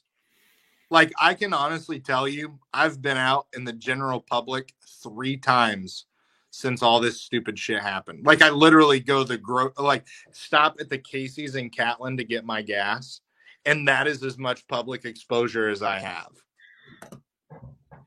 And we still don't have, like, it doesn't matter what I do, you know, and honestly, like, college kids, like, yeah, they're struggling, but high school kids, because 95, 98+% of high school athletes, they get 4 years. And they're literally, and Brad, imagine, you know, and this is the other effed up thing about the whole thing. They just dangle this carrot, right? They don't give you numbers like, hey, if we get below this number and this, because if you look at stage 5 of Pritzker's comeback, oh God, I'm really getting pissed now. But if you look at his thing, if you look at his stage 5, it says vaccine is developed and implemented. Looks like Pfizer's going to have that. Now, whether you're going to take it or not, to each his own. Whatever. I don't care. I'm not here to preach about that shit. But when you say your stage 5, which is everything's back to normal, is as soon as we get a vaccine, no matter what the numbers is, and now you're going to renege on that, and you're going to go clear back and say, you know what, we're probably not going to be normal till summer. Yeah. What the hell does that do to you? You're basically pissing on 2 generations, like 2 years of kids. And because when you come out and say, do X, Y, and Z, and this is the result, how many teams for basketball and football during the summer and during this winter did everything that was asked? And they say, well, you know what? Screw you. We're going to do this. Like, you did everything right. Well, you did what you were told. Mask compliance in Chicago, from what I understand from the writers up there, is near 100%. And that's where I get mad because I live up here. So like we're all over the state. You're in the central Illinois, Brad's in southern, I'm in northern. When I go to places, there's masks everywhere. People drive with masks on up here. Like that's to the point now. Now I don't do that. But like when I go everywhere, I go to the grocery store to grab food just to take it home. Yeah. People are in masks. And so my question then becomes, you talk about the mask compliance. It's perfect up here. And it's still growing exponentially compared to everybody else. Yeah. And we're the polar opposite. So our mask compliance down here is terrible. No one cares. Almost the same. So what's the difference? And like we're having spikes down here that are crazy. And no one cares. Everything's still open, wide open, you know. And at this point, it's like, why even? Okay. So my parents came down yesterday, and my mom and I started talking about them taking away high school sports. And I see it 2 ways. The part of me that's like a healthcare professional is like, I get it. That is a super spreader event waiting to happen. It's but not. What does it? It's not. Here's the thing. You got to look at, like, you're looking at it from the athlete coach side. If you look at it from the public health side, the kids aren't going to be affected for the most part, right? Like, yeah, they could get sick, but for the most part, they're going to carry it to someone in their family who's then going to get sick. So if you think about it that way, like think about, you want to talk about mental health. Imagine being the kid that went to his basketball practice, got COVID, brought it home, brought it to your grandma, and then she dies. Imagine being the kid on the bus that crashes and dies in the bus accident because it's about the same percentage. Because there is and now we're getting in the way. I'm just trying to devil's advocate because you and I are actually on the same page here. Oh, I know. But there also was a report. If I was a high school athlete right now, like I was not a good student in high school. I wasn't. I basically lived to play sports. Yeah. And if you take that away, I would have been fucked. I have a girl that's a straight A student that said if she could drop out right now, she would. Yeah. There's no point. But there was also... I can go to work, but I can't play sports. But Nathan had seen this report. I don't know if, Brad, you've seen it. Didn't you see the report that said there has been no trace of playing sports in high school throughout the other states that caused COVID to spike. There was no trace of football or basketball happening. Transmission, let's be honest, there might be a little bit of transmission, but to describe it, super spreader events, what's going on in long-term healthcare facilities. But nobody wants to talk about that. Well, because there's nothing you can do about it. Exactly. There's nothing you can do about a virus. Politicians can't start a virus. Policies can't stop a virus. No, they can't. But you can try to minimize it. And it hasn't. That's what they're trying to do. They're failing. Yeah, because you can't. And it's hard because I get Where's my $1,200 check? That's what I'm waiting on. I want my $1,200. If you're the person calling the shots, the worst thing that can happen to you at any job is you make a decision and somebody dies. Oh, absolutely. Right? Yeah, because you don't want that on your conscience. That's just human nature. So imagine being a high school principal at one of these high-level Chicago high schools where, you may have – Steve, how many kids do you have in your high school? The high school or middle school? I work at a middle school. The one I coach at, there's 1,800. Okay, there's 1,800 kids in the school. One of those kids has underlying asthma, gets COVID, dies. Right? I would say through my experience in practicing, which I didn't even run my kids, that mask is like asthma. Okay. Because I'm just saying that as the public health side, it's better to just – there are things that are more important than sports, and that's make sure everyone stays alive. Right? Have you seen the suicide rate go up with kids? We just had a kid up here in Chicago kill himself because sports was his thing, education was his thing, and now he looks at a computer screen. He couldn't handle it. He wrote a suicide note that said he's like, I can't stand being in my room. No, I get it. I do. I get it. I get that side of it. But I also get why they're value a COVID death when they've came out and said 85% of COVID deaths are people that died with COVID instead of died from COVID. But we're okay with somebody pulling a trigger on themselves, and that's the test more because places get compensated more for a COVID death. Okay. Oh, okay. Now we're going to talk because that bullshit is the same thing that happens in all healthcare systems all the time. Okay. Your hospital, I don't care what hospital it is, does that with everything. Okay. And how do I know that? Because I was a clinical dietitian, and every time somebody came in that's slightly underweight, I got pushback from the billing department on why I'm not saying they're malnourished, because they get money every time I tag a malnourished tag on somebody. And that's bullshit. It is bullshit, but that's just how our healthcare system works. So I don't want to hear the COVID thing. They're going to do that one way or another. Okay. Well, then you don't shut the world down due to This is you're right. They do that with healthcare systems, but now you're dealing with unemployment. Now you're dealing with shutting things down. Now you're dealing with keeping students home. Now, that's where this whole thing is blowing up. No, I understand that, but people make that argument. I'm sorry. We need to stop because this is getting real close to a politics conversation. Well, not really, because ultimately you just got to fix the healthcare system. Right. Let's be honest. It's totally fucked up. It is. We got one chemo treatment that will pay for every machine and every chemical that person will ever use, and they pay it every time they get chemo. We're going to have our first ever mRNA vaccine approved in the United States, and we're going to do it in 6 months. Mm-hmm. First ever. And everybody's just like, oh, yeah, I'll just sign up for that. Fuck that. Get COVID, cough in my face so I can get the antibodies, because what the hell? You got the Pfizer thing where people have got Bell's palsy. Yeah. You know how you're going to tell people that have a vaccine, and this is no pun on people with Bell's palsy? They're going to look like their face is paralyzed. So they ain't going to be able to smile. So it doesn't matter if you have a mask on, you ain't going to see emotion. Okay, make a choice. Take the shot and you get sports. No. I'll quit. I'll just go improve athletes, because you can do that privately in the state of Illinois. Yeah. You can. But that's the deal. That's going to be the deal. I hate to break it to you. Vaccine, sports. Well, everybody else can take it. Why would I take it? Here's the thing. I don't have a choice. And that's bullshit. It's not, though. Like, I have the choice to have my job. And at the end of the day, it's America. I have the option to go work another job. There are other dietitian jobs in the world. I want to work at the VA and continue to do my job for veterans because it's what I'm passionate about. With that comes the expectation that every year I get a flu shot. And in this pandemic, I get a COVID-19 vaccine.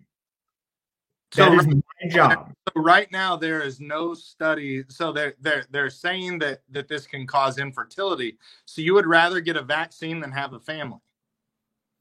Possibly. There'd be a chance. You'd rather have your job than have a kid that carries on your name and then has a kid who carries on your name. Have you seen my genetics? I don't want to spread that to anybody. Like, you have a sweet mustache coming out of the womb. Shit, it's going helicopter all over again. Hold on. This is like going all crazy and I can't hear you guys because this is a good topic.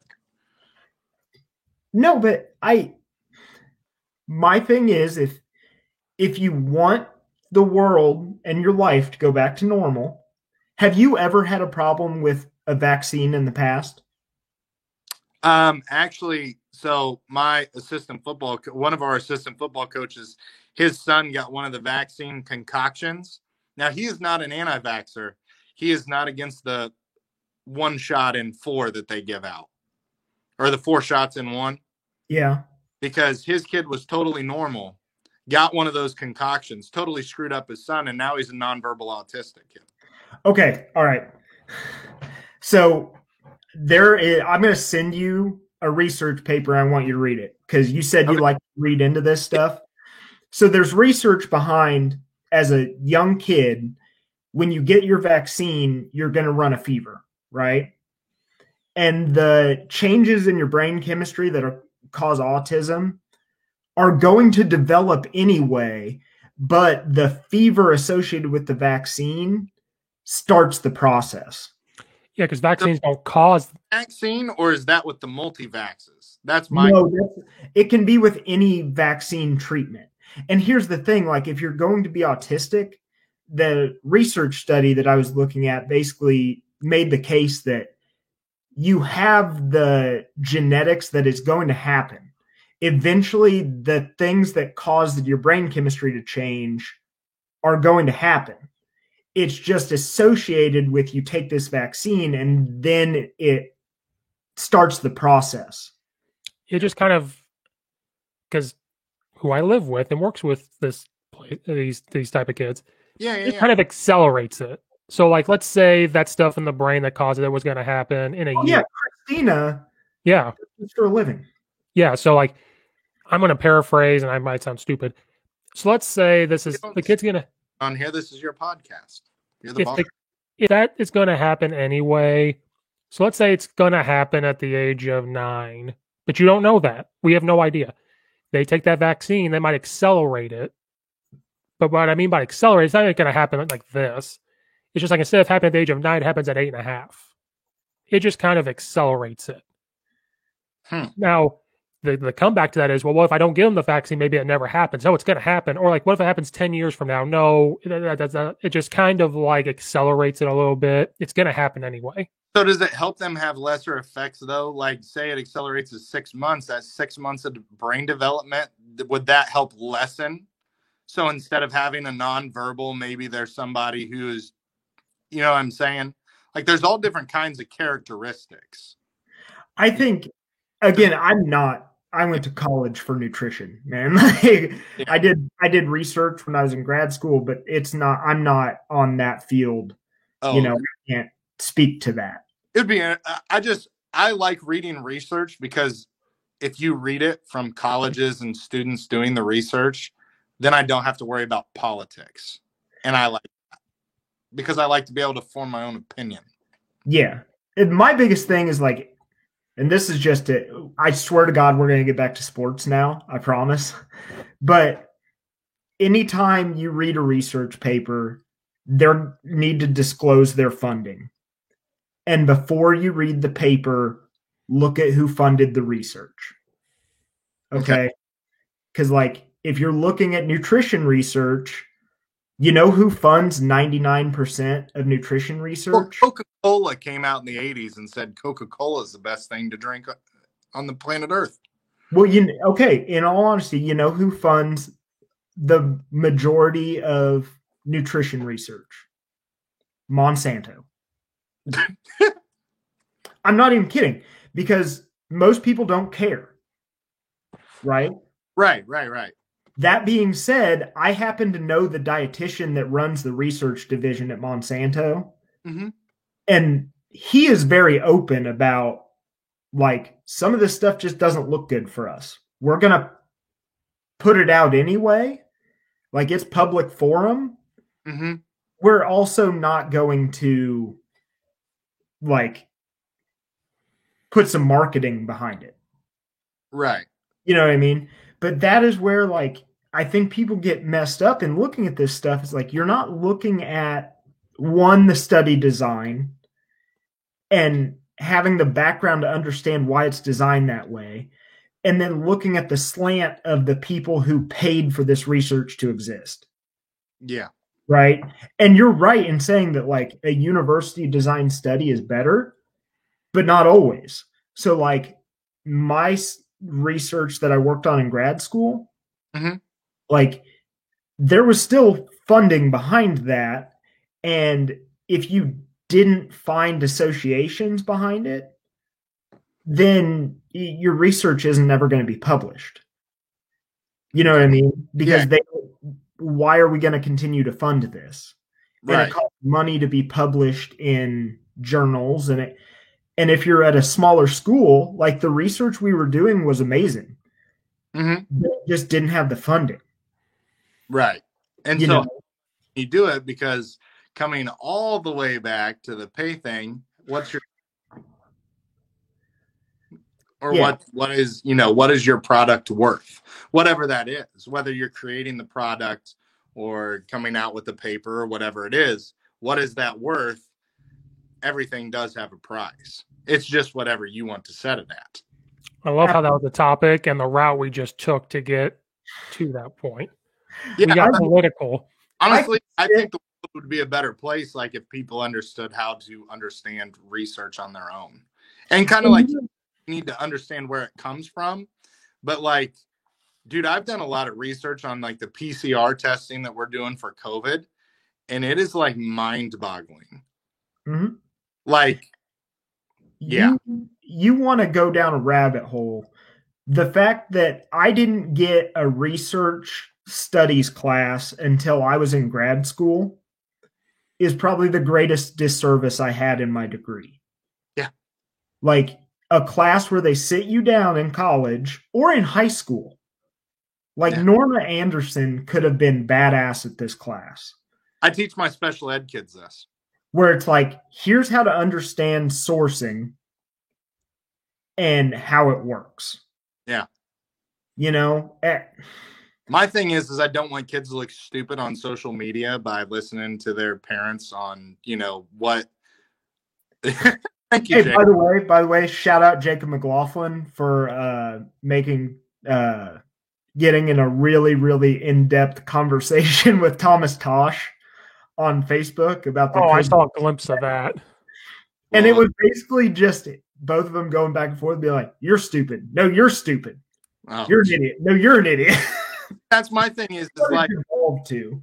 Like, because my dad is very much like all on this vaccine, and my thing is I have a hard time taking a vaccine when the testing for the virus is not consistent. You all get the same test, but the thresholds are all different depending where you're at in the country. Yeah. And so I have a problem with that. My thing is, I'm not as afraid of the vaccine. I've never had a bad reaction to a vaccine. I don't carry the risk factors for developing Bell's palsy. I think for me, it makes a lot of sense to just move forward and get it. Now, with that, inform yourself about the side effects and the risks. But do we really know in what they're going to be putting it out? We know the immediate, but we don't know 5 years. I hate to say it, this is kind of how science works to an extent. But that's where people like me, I'm going to sit here and say, I don't want to take it for a year. I want to see what happens.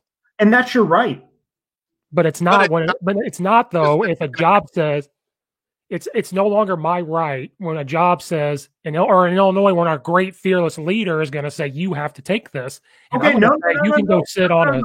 No. I'm going to stop. It's going to happen. I'm up in Chicago, Brad. This is the stuff that's going to happen. No. Stop. It is 100% your right. This is America. You are not tied into that job. It's your decision to weigh whether or not taking that vaccine is worth finding a different job. But when every job has to go by what our fearless, heavy-set leader is going to say, you have to take it. Stopping you from moving to Indiana or Michigan. Until the president-elect says you have to take it. See, now we're going down another rabbit hole. You can't sit there and tell me they're not going to put some executive order to wear a mask, but the executive order for vaccine, you're taking away rights when this starts to happen. My whole thing, if I got... But then how, if it's, okay. If that happens, if they force people to take a vaccine, I will eat my shoe on this podcast. We probably different because we're going to be muted if they're putting in that kind of stuff. But is it so I'm all for wearing masks. Wearing masks I'm fine with it. But what's the difference between him doing an executive order of wearing masks? Isn't that taking away a right? No, because wearing a mask isn't injecting something into your body. Okay. But the same thing, like you've already seen the reports. I've seen the reports. It's going to be forced on us to take this vaccine. Wearing a mask is not a medical decision. But it's already going to be forced on us to take. No. I agree. I'm just trying to see both sides of this thing, of what people think. We're on the same page. But, so people out there listen, if they do listen to this, I'm on the same page. We've lost all the sports people. Jacob's still here. No. The sports people are really pissed off about this in Illinois. They're on it. Okay. All right. I just feel that this has devolved so far away from sports. And are we Illinois next? Is Illinois our next? Well, topic? We were going to do this or this. Why can't we have something happy? I want to discuss something fun and not have to be pissed off about Ohio State. Either. We're going to say, thank God we still have sports in this country because at least we can talk about things like this and we move on because we're an Illinois fan. Chicago. I just told my buddy this the other day. He's like, dude, this season just sucks. And I was like, so we've lost our sports. Illinois sucks.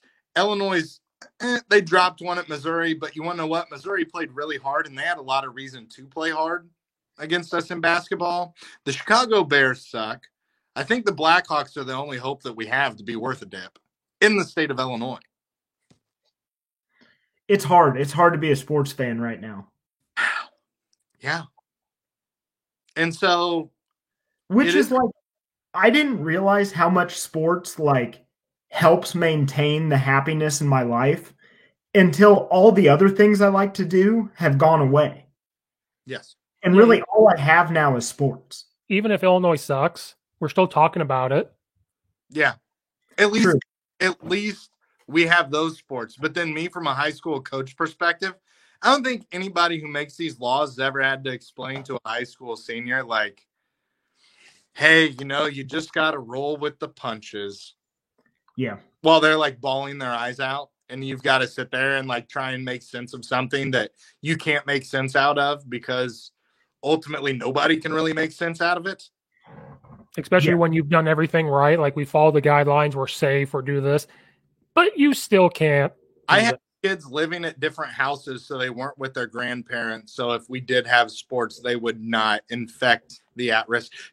High school teenagers were making that decision for themselves and trying to figure out living arrangements. Speaking of helicopters flying over right now. I'm not kidding. So there you go. We're done. We're done for. JB's going to come scaling down from the helicopter, bust out your window, hit you with a flashbang, and pistol whip you. He heard me call him heavyset, so he's on his way. Well, yeah. See, I try not to do that because I feel like that kind of negates my argument when you pick at somebody because that's like building a straw man of somebody. Like, hey, He's a billionaire. He can eat whatever the hell he wants, and I move on from that. I just said it because I was fired up. That'd be 400 pounds. Yeah. Oh yeah, if I had $3 billion, yeah, I would be 600 pounds right now. Yeah. Yeah. And I would be living in Key West, just eating fresh key lime pie every day. That's sitting with Mike Leach having a beer. Yes. Yeah. Jimmy Buffett. And we'd make Jimmy Buffett. We'd make a song. Way off subject here. Did you know when on subject? We're gonna come back too. That was a good topic. And while we all got heated, it was still respectful. I think people in this country should actually take note of like that 15 minutes and like genuinely like pay attention. Like, oh, I can feel passionate about something, but at the same time, not insult someone and build some stupid straw man over here that I'm gonna personally attack them. Like, and we understand, like me and Brad just now talking about the state orders or like this executive order. I know we're on the same page, but you have to talk about what other people are thinking right now and what's going through their mind. No, in all honesty, the moment I felt like, okay, this podcast like has some legs and will continue to be okay, is when Nathan, you and I got into that text argument, but then like worked through it to the point where it's like, okay, like I think we both understand we're not as far apart on this as it started, but it's like you find the middle ground and understand that like I'm not just one issue. Well, here. Because ultimately that's where we need to be. If you can't have respectful discussion, then where do you ever reach middle ground? Never. You don't. And so I think that is just a huge problem in our country right now, is we are so one way or the other that we're not willing to meet in the middle and we're not willing to have discussion. I don't understand that discussion from that viewpoint, because I have a viewpoint as somebody, you know, from one side of it, and I see all the hate shit out there. And if I went and scribbled a bunch of shit all over other people's stuff, I'm sure I would be called a lot of the wrong things. Yeah. You know, and I think people just sometimes get very like, this is my life and this is how the world should adapt to me. Yes. And I'm really thankful because I just started working an adult job. So like I can remember like 3 years ago when I'm working in a bar, and if I'm still doing that, trying to make ends meet now, like, fuck you. Don't close down our business. Yeah. The end would never be met. I think you have appreciation seeing that side of it though. And I think 100%, because if I think about it now, like the pandemic changed my life socially, but work-wise, I'm an essential worker. Like I still have to go to work no matter what. Yep. So that part of it hasn't changed for me at all. You know? Whereas like if you mess with somebody's livelihood, or you mess with something like your high school senior who spent 3 years working to this pinnacle probably of your athletic career, or owning your own business. Yeah. It's all the same. Athletes are dealing with the same thing that business owners are. Yep. Because their body taken away from them without any like thought of what it's doing to them. Mm-hmm. You know? Yeah. Which if you're going to have free choice and have the right to make your own decision. Like if you're okay with the results of going out and being on a team and getting COVID.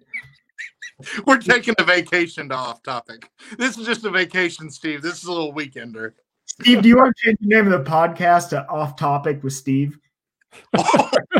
No, that's what you should do. The week 12 recap and some other things.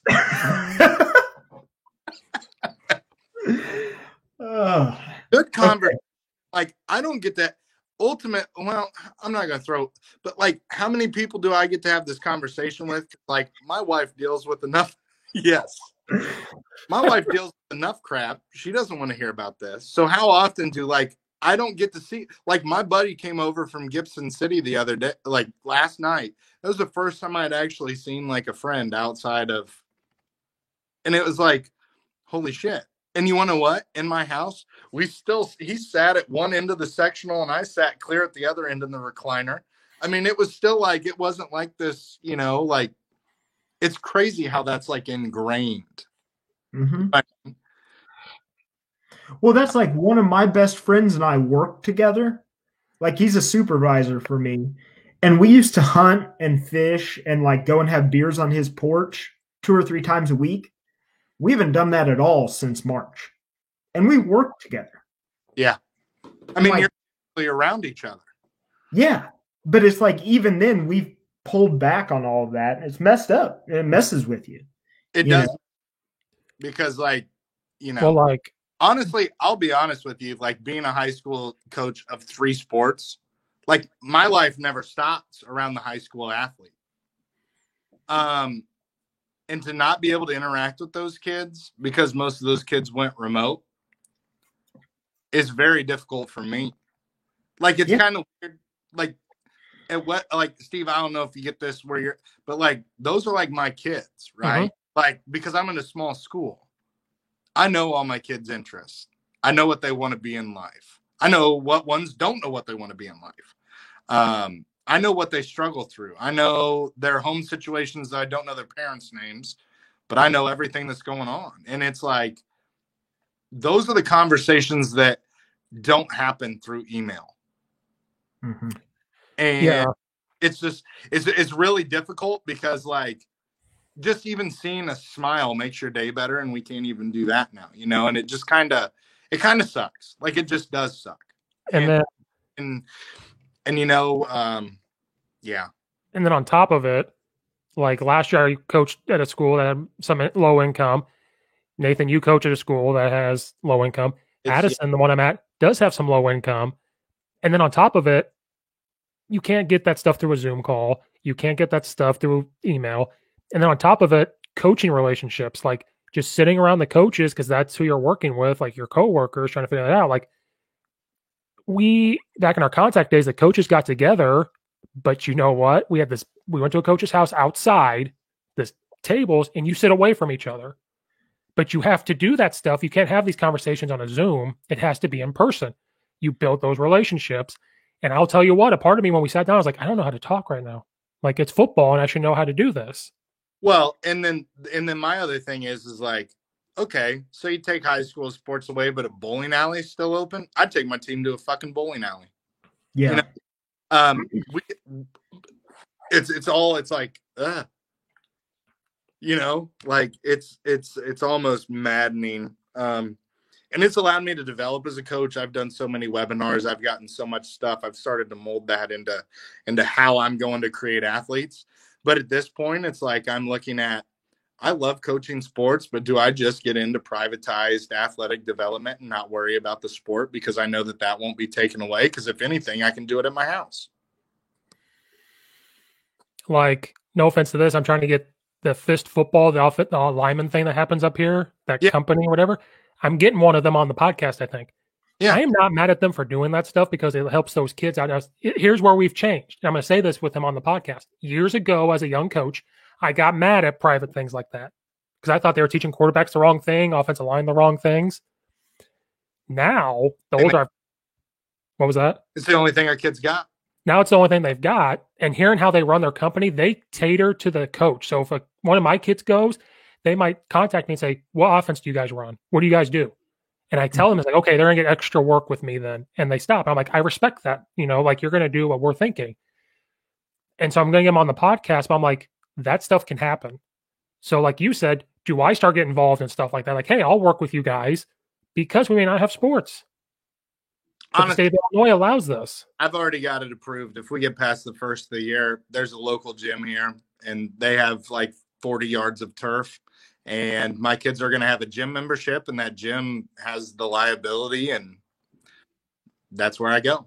Because ultimately these kids like, and so they're like, oh well, you should send your workouts to your kids.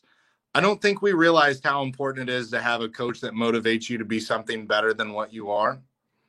Because everybody, it's easy to say, man, we've went to the things part of this, but like. A lot of my athletes are like, I did it for a week, but then it was like not having that reassurance that they were doing it correctly, not having those coaching cues that like correct them. It gets very hard. Ask a 15, a 16-year-old kid to get self-motivated. Some grown-ups aren't self-motivated. Well, no, think about like when I was having that conversation with my mom, I thought about what I was like in high school, and I'm not a confident person. I never have been. I've never had self-confidence. But sports gave me the ability to at least fake it. Yeah. We were good. You know what I mean? Sports allowed you to have an identity. Yes. When I was still developing one for myself. Mm-hmm. You know? It gives you, but it does give you a little self-confidence, because I did the same thing, where my big thing is social. I have social cues. I am bad at developing them. And in the book I want to write, which sounds stupid, but I kind of want to go into stuff like that for sports to help a young coach out and kids out. The sports allows you to fake it, but you know you're not faking it. You had that around the team. Mm-hmm. It was taking it from there and putting it into the school setting. Well, it takes it from 1-on-1 to 5-on-1 or 11-on-1. You know what I mean? Like, you're surrounded by a group as opposed to being a single entity. Right. Fancy word there. And you're not going to get that on Zoom. No. I hate to say it. All of my kids, when I have a basketball meeting, the few that I've had on Zoom, they've all had their cameras on because I think they genuinely want to see each other.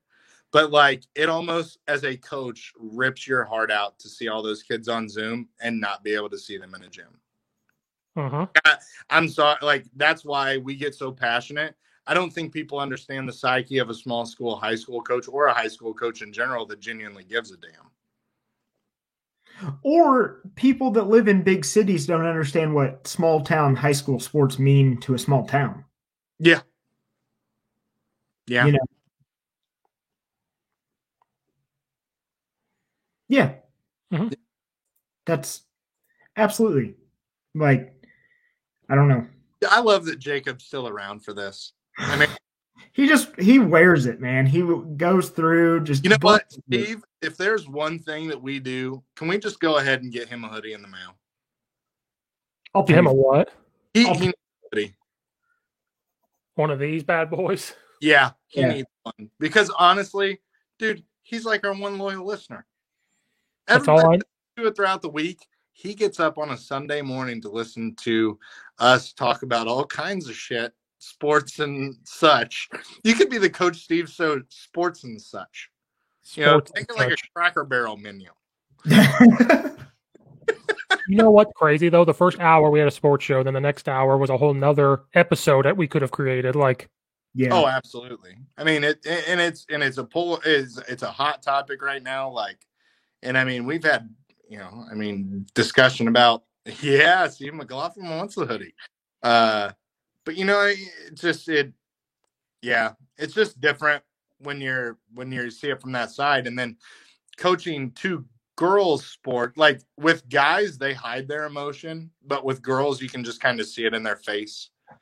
Like, it's like the guys, we're taught you're not strong if you show emotion, but that's just the stereotype, which to me is BS. But with girls, it is different. It is. They're like my daughters. I'm like, I would kill somebody for one of them. So like, that's kind of my thing. Is it gets pretty upsetting pretty fast when I think about them. And then my track kids, who are juniors last year, and track is like their thing. They love it. And then to have that possibly taken away, I'm just, track, which makes no sense. Because can be good. Yes. Well, like, I don't know if Nathan, you were part of this in the summer. I had enough, and I said, okay, IHSA and the state of Illinois, switch. Baseball's been going on all summer. Track, you were going to do cross country. You allowed kids to do cross country. Why couldn't we have done track? Why not switch the sports? And you could have done baseball and track during this time and had a full season. Yeah. Because then we worry about it later. Headed in one direction. Nobody should be looking behind them. Right. There's really no face-to-face. And you're telling me that all of our schools around here wouldn't have figured out a way to make, the staging areas socially distanced and shit. You're crazy. We could have figured it out, but we didn't even have the option. And kids don't share implements in high school. Every kid has their own, like our kids would throw a competition shot, but there's like 2 kids touching that. Sanitize your hands after you throw or whatever. Yeah. Sanitize the shot. It's pretty damn easy.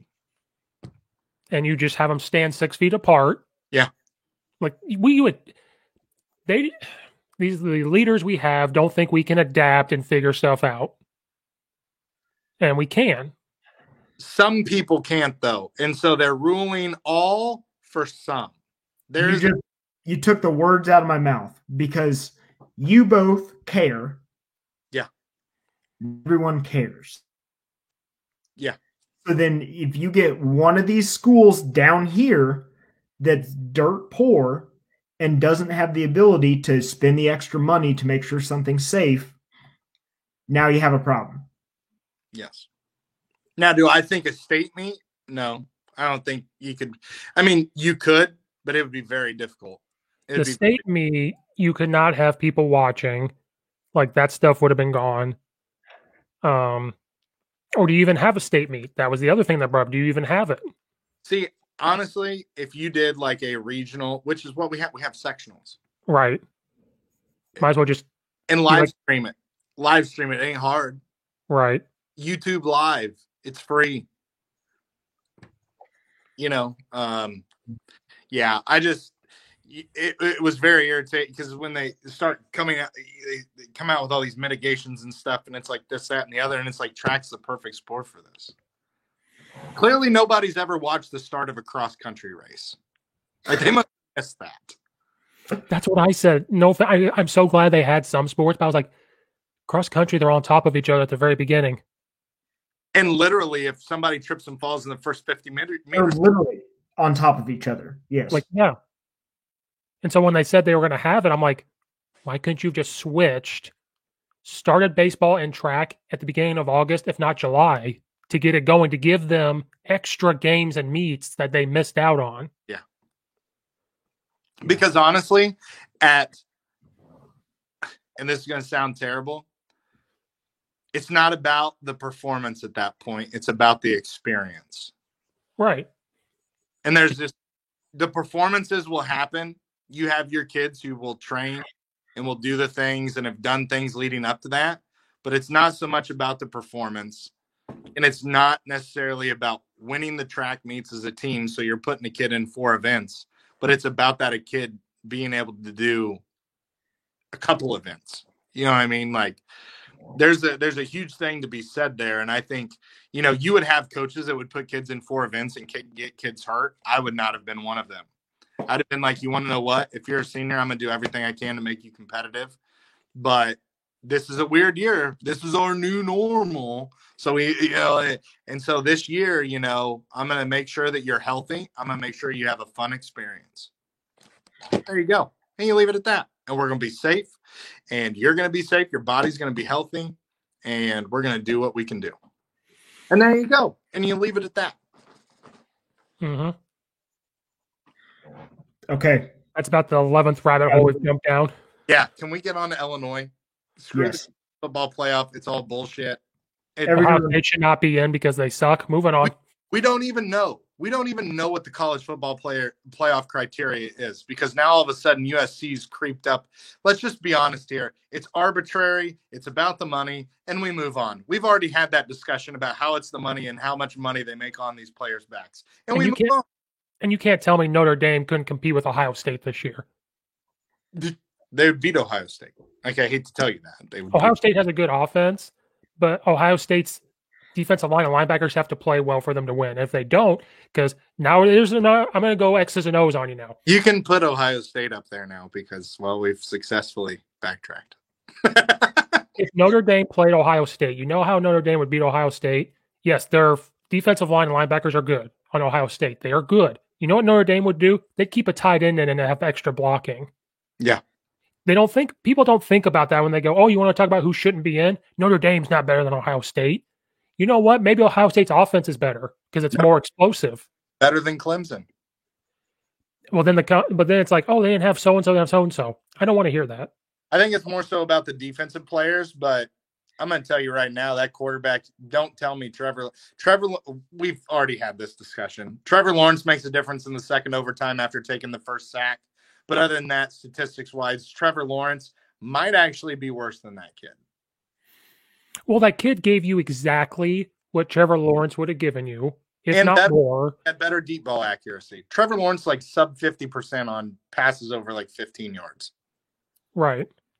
But everybody wants to tout him because he won a championship as a freshman with an ungodly defense and a team that had great energy. They had great mojo. But some of the conversations I've gotten, because I don't put Ohio State in the playoff, and I'm complaining now. I think it was Logan. He made good points to me when I posted this. It's about giving the Big Ten a chance to get in the college. I get it. I get the money. I get why they changed the rules. But if you think about it, the Big Ten screwed themselves. They should have put in the rules, because we all knew this was going to happen. When they said we're going to come back and play, it should have been when this happens, because it's going to happen. You know, put a little asterisk down at the bottom that says subject to change. Right, but they didn't. Will be made by the Big Ten committee. If that would have happened, none of us would have cared. None of us would have cared that this happened. Nope. But now it just looks like a cash grab. 100%. And ultimately, if it's a cash grab, then what the hell was the other? Why didn't Ohio State just play in the Big Ten championship game, piss on everything else? They just play one game, get in the college football playoff, because we got to get the Big Ten in. Because the SEC commissioner was on ESPN yesterday, and he was like, if I would have known that there was really no minimum game to get ranked for the college football playoff, I wouldn't have scheduled these teams 10 games. Yeah, why? Why would I make A&M play Florida? I could make A&M go play like Missouri and all these other teams. I could have 3 or 4 undefeateds in my SEC if I scheduled it right. So why would I do that? And he brings up an amazing point, because the committee originally said, the college football playoff committee said you got to play games to be considered. And they showed that with their first rankings when Oregon was like 20th and they were 1-0, and USC was like 23rd and they were 1-0. And we were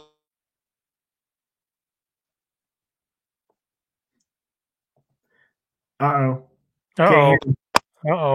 Oh, God. Oh, there he is. He's back. My mom called me. I just had to FU button her for the podcast. You guys are welcome. Are they watching and calling to say something like, what did you say? Yeah.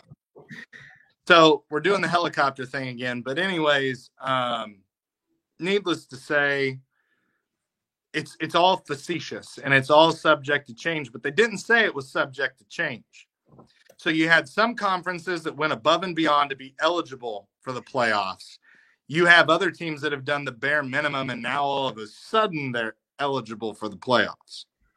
Well, because the Big Ten played hide and seek, see if people would follow, and they didn't. Then it was, okay, what's the minimum threshold? Oh, 8 games? We'll do 8 games. But you have to pray and hope that nobody has to cancel. Yeah. It just looked bad. If they would have said, okay, there's no minimum stuff to get in the Big Ten, but you have to schedule 8 games. We have to go about it, or just do it differently and put, if this happens, this happens. It just looks like they did this because it's Ohio State. Or what if they did it is the last 2 weeks, everything is open, and we're going to schedule with another team that doesn't have COVID. So if you don't have COVID issues, we will schedule you. And we will tell you on that Sunday who you're going to play, and you got a week to get ready for it. And we'll travel to you because it's our problem. Because let's be honest here, we knew getting into this, okay, flu season spikes, things go crazy, right? So we knew that this was coming. So why would you not start here when it was relatively low and under control, and then you get 4 games in? Stop. Breaking news. Lovie Smith is out as Illinois' coach. I am alma mater right now.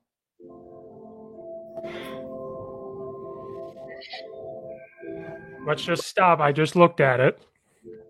I'm not free framed. I'm just holding this pose. Where's Brad? Brad! I'm just going to hold this pose and see if... That is the first time on the podcast for breaking news. I heard it. Is that why you're not coming back?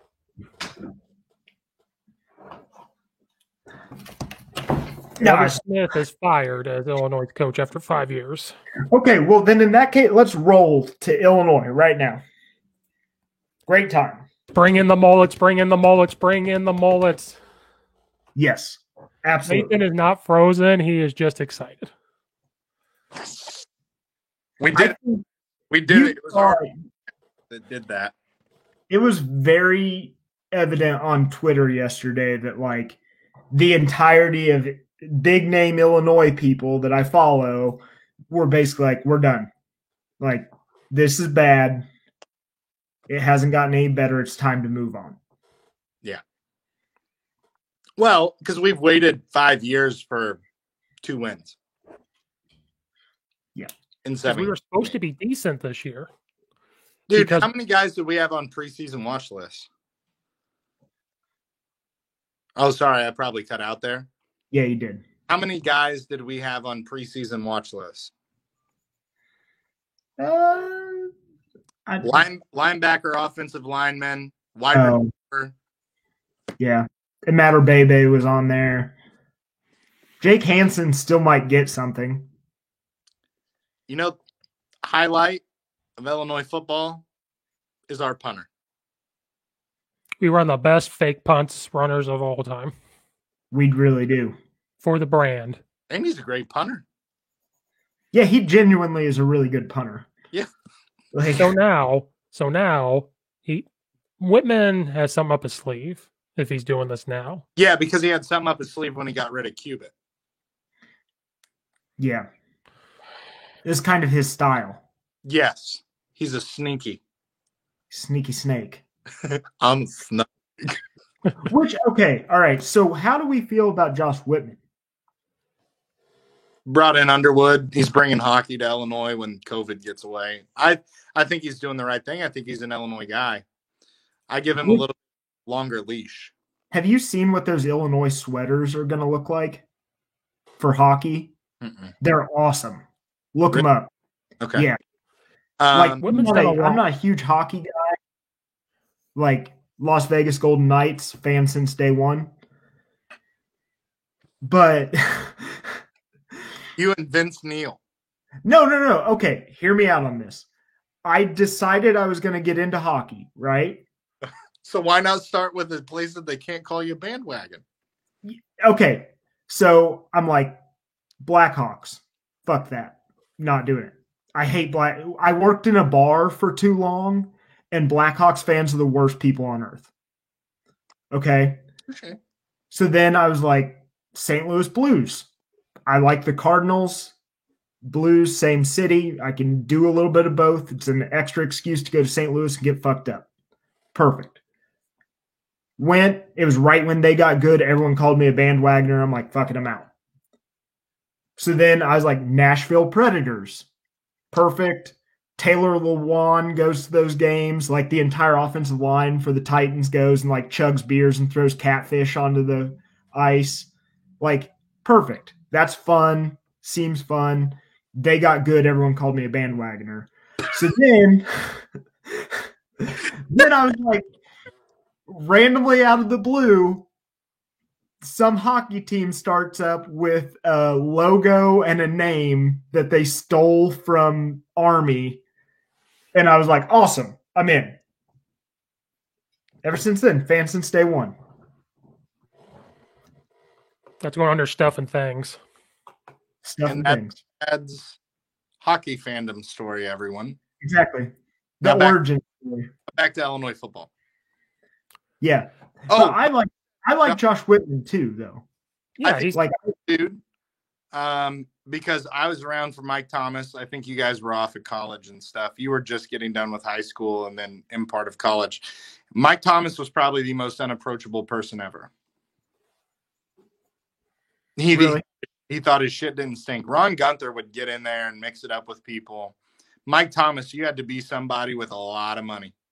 And Mike Thomas would acknowledge your existence. And Josh Whitman is back to the common folk thing, which ultimately, let's be honest, rich donors what make the program go around, but the common folk attend the games. Yeah. Which doesn't Josh Whitman do like group, before COVID, was doing like group runs and stuff? Yeah. He does like a run in the morning. Yeah. And like the athletes would go out and run with him. Yeah. Which I thought was awesome. And it was an open thing. You didn't even have to be an Illinois fan. It was just yeah. And it was on Saturday mornings before the game. And I mean, like that's the kind of person we need. Like, I know Illinois is very hoity-toity from like Chicago and stuff, but ultimately, dude, Champaign's a small town. Without the students, Champaign's a small town, Urbana's a small town, Tuscola, St. Joe, Monticello, Mahomet, all of those are small towns, and a lot of people go to Illinois games from those towns. Well, look at it. You're sitting at Memorial Stadium, and you look over, and there's grain silos from the College of Ag. And horse shit. Smell. And it smells like horse shit. Don't discount that. But that's like part of being an Illinois fan. Yes. Is like I remember going to football games in the short period of time they were really good, and we're parking at the silos. Oh, yeah. Yeah. To walk down.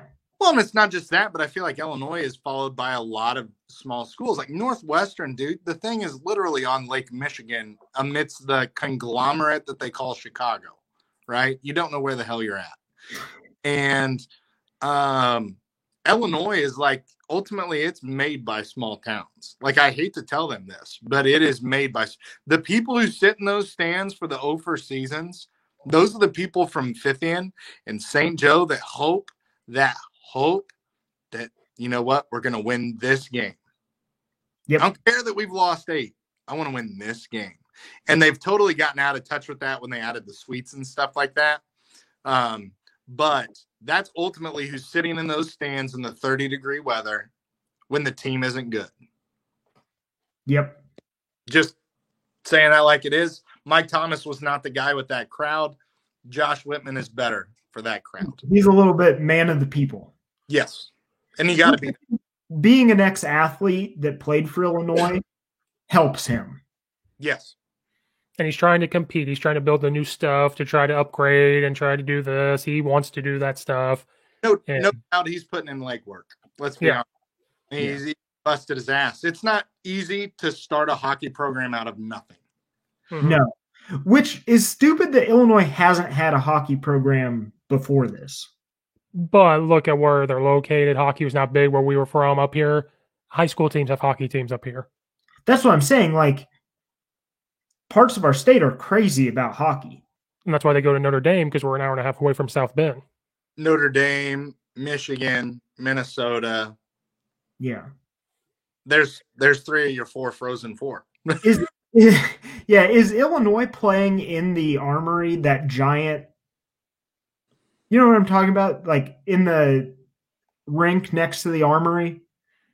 Have you ever seen? No, they're building a new thing. Yeah, it's a new building. They're on Neil. It's like Neil and Green, and they're leveling everything, and they're building a new. Yeah, I can't imagine what that cost. Yeah, because right now they play intramurals. Yeah, so but you don't have a lot of fans. Like they're wanting to. They're gonna make this thing the right. If I remember right, isn't that rink like really weird? Like it's 1.5 times the width of a normal hockey rink. Well, it's intramurals that don't matter. Well, no, but it was built that way for like training. Right. So, like intramural teams from other schools would come and play. I think it is a figure skating rink, and those are bigger than hockey rinks. Is that it? If I'm not mistaken, I think the dimensions are a little bit bigger in figure skating. Don't quote me on that, but I think. There's definitely something weird about it, and I kind of hoped that we would keep playing in that spot. But I think what they're building is also going to be made, don't correct me if I'm wrong, it could be made for high school club teams to start coming in there now to help pay for this. Cool. Which, honestly, Eastern would come up and do it because they have a hockey team that pays to play at the Danville Civic Center. Yeah. Yeah. So cool. Or they can incorporate both. They could use that one for certain things like practices for high school club teams, and then you can also use the building that they're creating now. But then, COVID happened, and so that kind of screwed up the fundraising. I mean, you've got to raise some money. You're building a new building. Hey, cheap. So what is the thought here on coaching for Illinois? I know Do we even know the guy's name that coaches at Coastal Carolina? No, Mullet. Mullet guy. Like, bring that guy in and his Southern draw and everything. So everybody was talking about they need to keep Corey Patterson because he can recruit St. Louis. But then, so I was looking on Twitter, and then everybody goes, well, he hasn't been able to recruit St. Louis, so why would you make him a head coach? And so there was this big argument about him. I personally think you need to find somebody with some Chicago ties, and we need to get some of that big state football down here, personally. I don't know who that is. They need to have somebody from Illinois on that staff. Bring in Shieldhouse maybe for an offensive coordinator because our offense was competent when he was here. Because right now he's just a positions coach somewhere. That would be an instant upgrade for him if he brought in Shieldhouse. He's an Illinois guy, played here for 4 years, and people love Nathan Shieldhouse. Absolutely. So I think Shieldhouse is an offensive coordinator. I don't think he's ready to be a head coach. Don't know who your head coach would be. What we screwed up with was we should have hired the defensive coordinator from Indiana. I don't want a defensive guy. You don't want a Tampa 2 defensive guy. This guy blitzes all kinds of crazy shit. If we had an exciting defense, you wouldn't say that. True. But like, how many college teams can you honestly say have an exciting defense? Clemson. Alabama. I love Clemson's defense. Yeah. Maybe we should break the bank off of that dude, even though he's pledged to never leave Dabo Swinney. Offer him $10 million a year to come fix Illinois. Because let's be honest, because then you can hire Nathan Shield. If you bring in an offensive guy, he's not going to have an offensive coordinator. Yeah. Or an offensive coordinator that calls the plays. Let's put it that way. God, I wish Mike Leach would come here, but he's not. No. So there's who we think they should hire and who's realistic. So, okay, if he's already, because this happened before with Lovey. Like, if he's done this, he already has a guy. Yep, we just got to figure out who it is. Well, that would be higher on the wish list than Dabo's D coordinator. Yeah, I would love to have Urban Meyer. I just don't think he's going to come to Illinois after coaching at Ohio State, and we don't have the money. You want to be the best coach ever in college football? Ever? Go to Illinois and win a championship. A national championship. Yeah. I mean, that would cement it. I mean, you want to unseat Nick Saban ain't leaving Alabama to win a natty. You go to like Texas Tech or like some weird school and win a national championship, you'd be the best coach ever. Okay, so who is a coach that is out of work right now? Do we want one that's out of work? Well, I'm saying, but if he already has someone in mind, it's someone who's not working. That's true because they would be disclosing it. Uh-huh. Right? I mean, there's Paul Johnson, but he's been gone a long time. Yeah, I don't think it's him. I got to go get my phone charger, boys. This is running over. Is there an NFL? There's got to be a couple NFL coaches. Get the Celaya guy from San Fran. Even though coordinator. Oh, he could possibly go to Detroit. Yeah.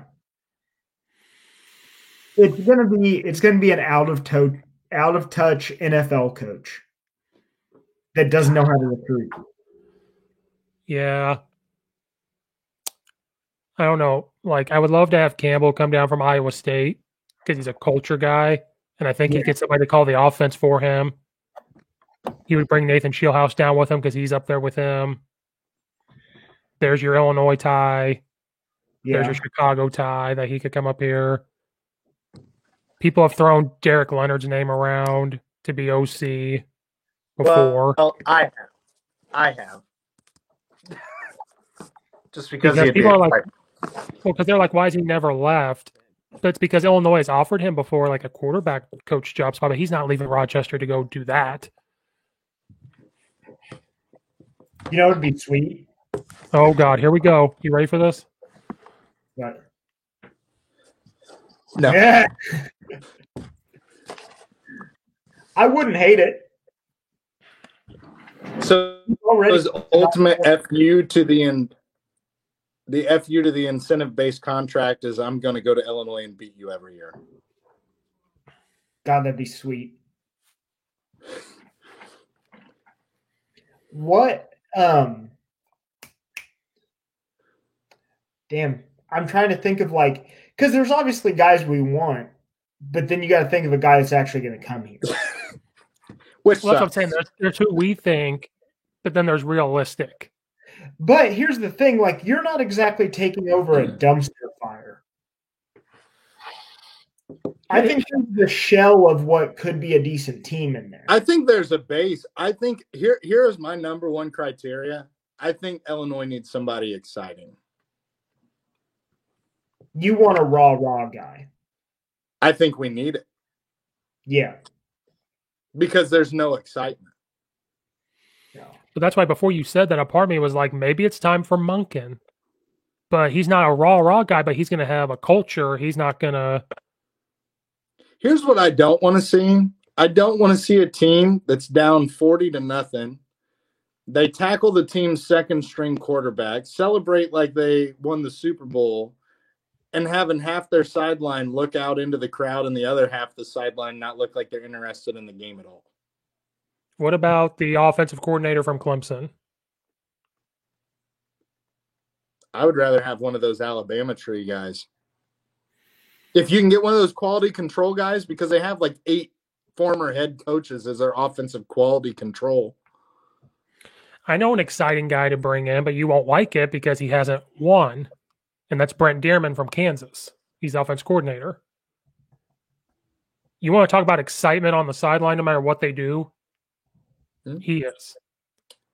But then there's a balance, right? Because you do have to win.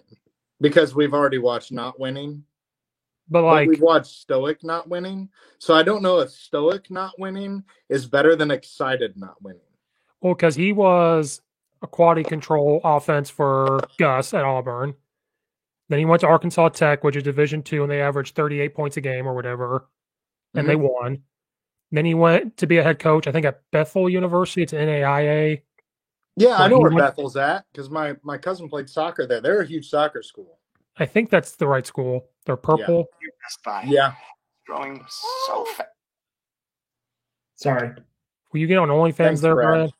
Yeah, you better believe it. It's about to show my butthole online. God bless it.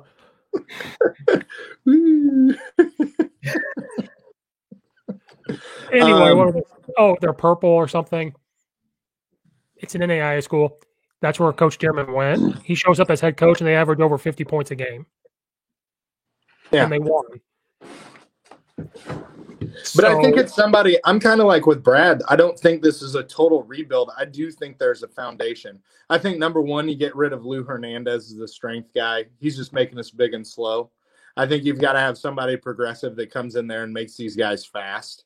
And then when we can keep up with Ohio State because they're already doing it, and we can keep up with Indiana because they're already doing it, now we have a physiological, we're at even with them as opposed to them pulling away from us. That's just my opinion. I think that we're big and slow. And you don't tell me one success, like even Notre Dame has some explosiveness to them. Tell me one elite team that doesn't have explosive plays. Illinois doesn't have explosive plays. We have every once in a while we break a real long run. Well,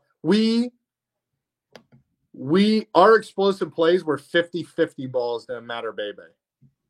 And we didn't throw enough of those, to be honest. Yeah. We need somebody, if we're going to keep doing this short game shit, we need somebody that can run away from somebody. My personal opinion. But, I mean, that's just me. Say what? Sorry, you kind of broke up there. Watching your One Tree Hill. I was just saying. So, someone just got fired. He's a guy that will produce an offense that you can watch. like he always did at Texas A&M. Admittedly, they just got beat 70-7 by Arizona State. No. Yeah. No. Um, No. He only won because of Menzel. No. I don't think there's a lot of good options. I really don't. There is. I It's think just there is. realistic. We don't know every nook and cranny in the coaching carousel that is Division I college football. Yeah. I don't think there's Okay. enough exciting guys that were former pros that we could bring down. What is the knock on bringing in Will Muschamp? Because he doesn't. Did you see him coach at Florida and South Carolina? But Yeah, this but is this the is Big Ten. no But this culture. is also the Big Ten. Yeah, I hate to But he say has this, no culture. that's Oh. true. He's not really a cultured guy. I think we shoot our shot at Iowa State, even though I think Iowa State's the same exact level that Illinois is. Actually, probably slightly better. Yeah, Campbell kind of already said he doesn't want to leave unless it's for like specific things. But I would love to see maybe him calm down, because then he would have maybe Nathan Shieldhouse as his OC. He'd be a head coach. He would not call anything. He'd be the head coach, and that's what we need. Mm-hmm. We need that. Well, yeah. I would love to. Let's be honest. Lovey is the defensive coordinator and the head coach. We all saw how that went. I would love to see Campbell. I would love to see Brent Dearman. I'd love to see Monken, or I'd like to see Babers. I think Babers isn't going to leave his current job.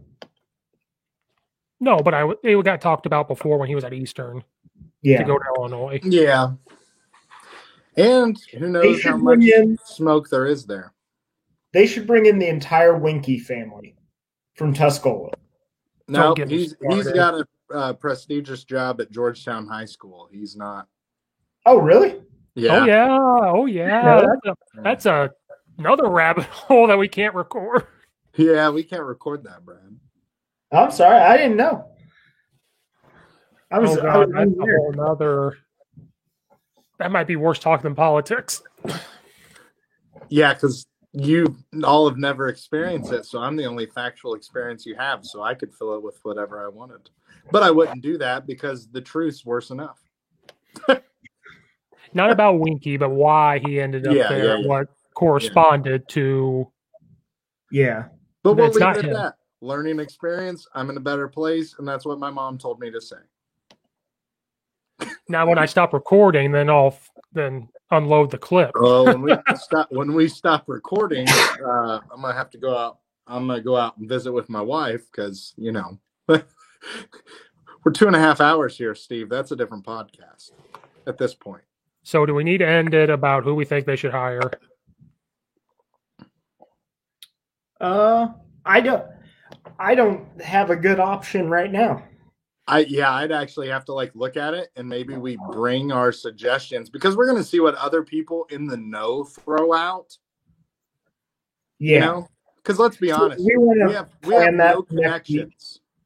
Yeah, next week, let's come with our wish list. Yes, Urban Meyer being number one. I did like that suggestion. Oh God, yes. Because he would bring in some guys to do the. Wait a minute. What about the offensive coordinator from USC? Oh, Graham Harrell. Graham Harrell. That would be fun.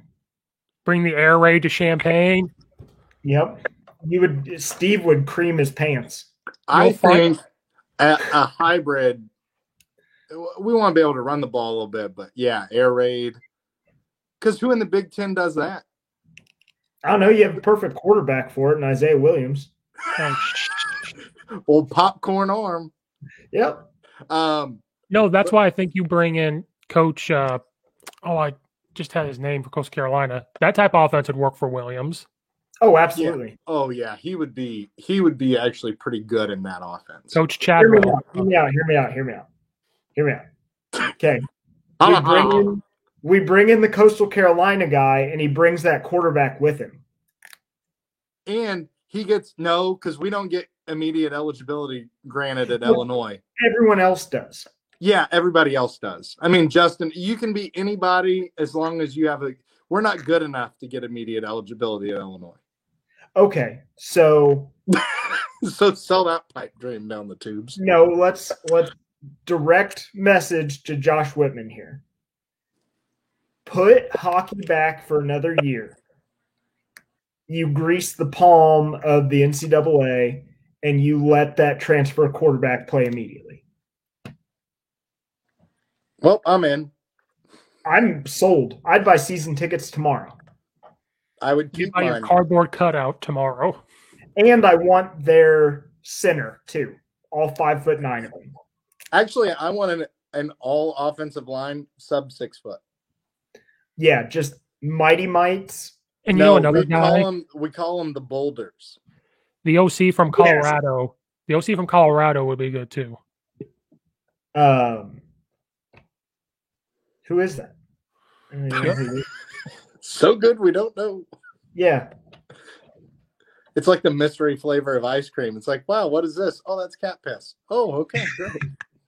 You know what though? Like I don't hate getting a coach that I have no clue who they are. At this point, I'm willing to take it. We went so far the other way with like, we're going to get Lovie Smith. We know exactly what we're getting. To let's just go. Let's try something. I'm telling you, Graham Harrell would be interesting. Yeah. Would he leave California though?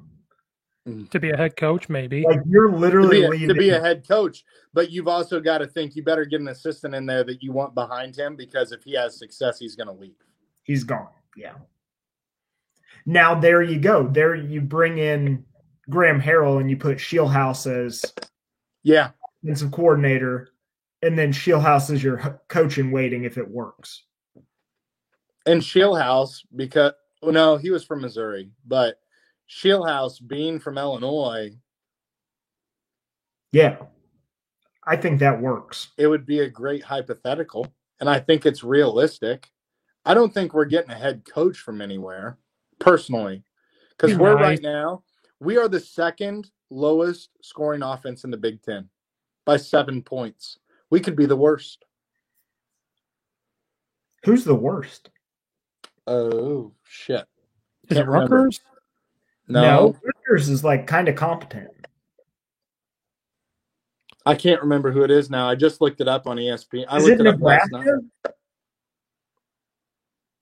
Might be them. Either them or Michigan. It's either them or Michigan. Yeah. Or Michigan State. Michigan was surprisingly like right in the middle of the pack. Or Minnesota. I can't remember, because it was a team that actually had the same amount of games as us too. So here's what we need to go pray and dream on: Auburn firing Gus, and Gus needing a place to go. And it comes to Illinois. Urban Meyer has an epiphany on unseating Nick Saban as the best coach ever, and Urban Meyer comes to Illinois. So now does Lovie go back to Chicago? No. Oh, come on now. Dude, we'd have to remember how hard it was to get to that 3-front defense, and then we're going to be switching back to the 4-front. Yeah. God, that was a nightmare. That like 2-year transition to a 3-4. Can we be honest? Like, yeah, remember Leonard Floyd was like the first piece of the transition. Yeah, and now he looks great. He has more sacks than Robert Quinn and Khalil Mack combined. Yeah. God, I hate. All right. Do we want to wrap it up now? It's 2 hours. Why is Illinois hours. Such a hole? We didn't even talk about basketball, which is the only thing keeping me from putting a bullet in my mouth. Well, guess what? We gotta wait till next time, because this. Well, don't say that, Brad, because that's a whole other topic that we've already talked about way earlier in the podcast on what could cause you to do that. The isolation and such. Yeah. Illinois basketball. We have to talk about Illinois basketball. We have to talk about basketball. Well, you guys go do that. I'll be right back. Are you seriously? Look at this. Now, who's the host? I'm on the top, so I'm the host. Okay, congratulations. All right, Brad. Why don't you go ahead and give me the thoughts? Okay. One, We beat Duke so bad, Coach K quit.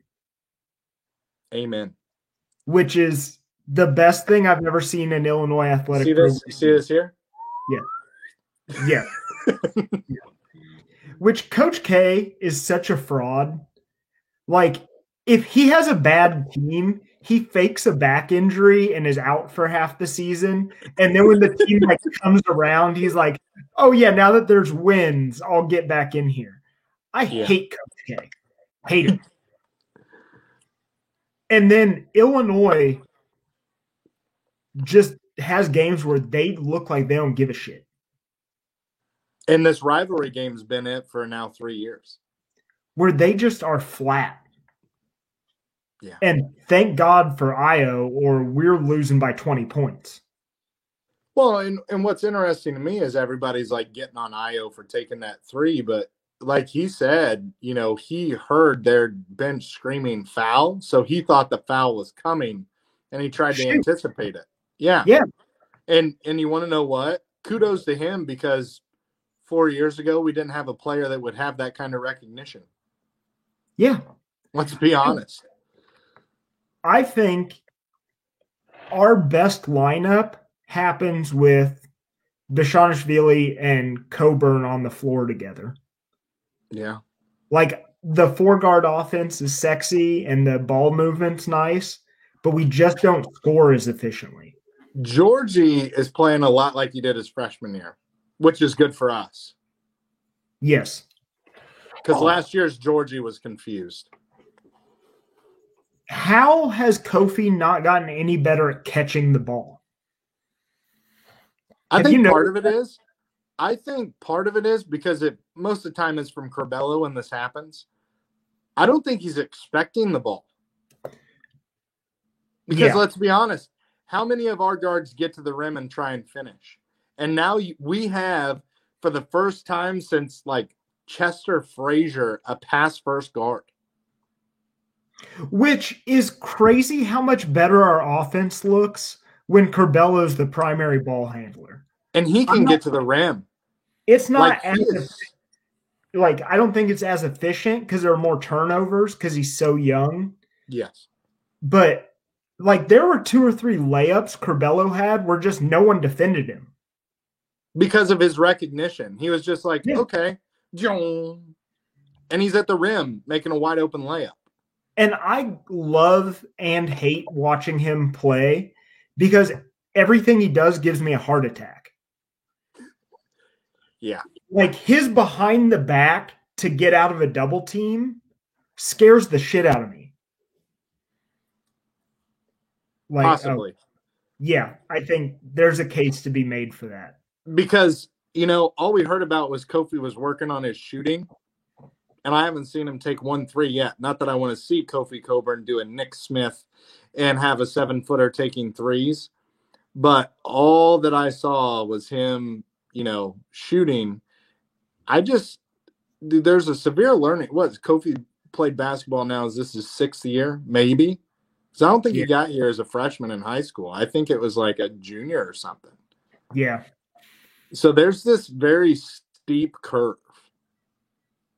And he's been very dependent on his basketball coaches to develop him because his family is in Jamaica. Yeah.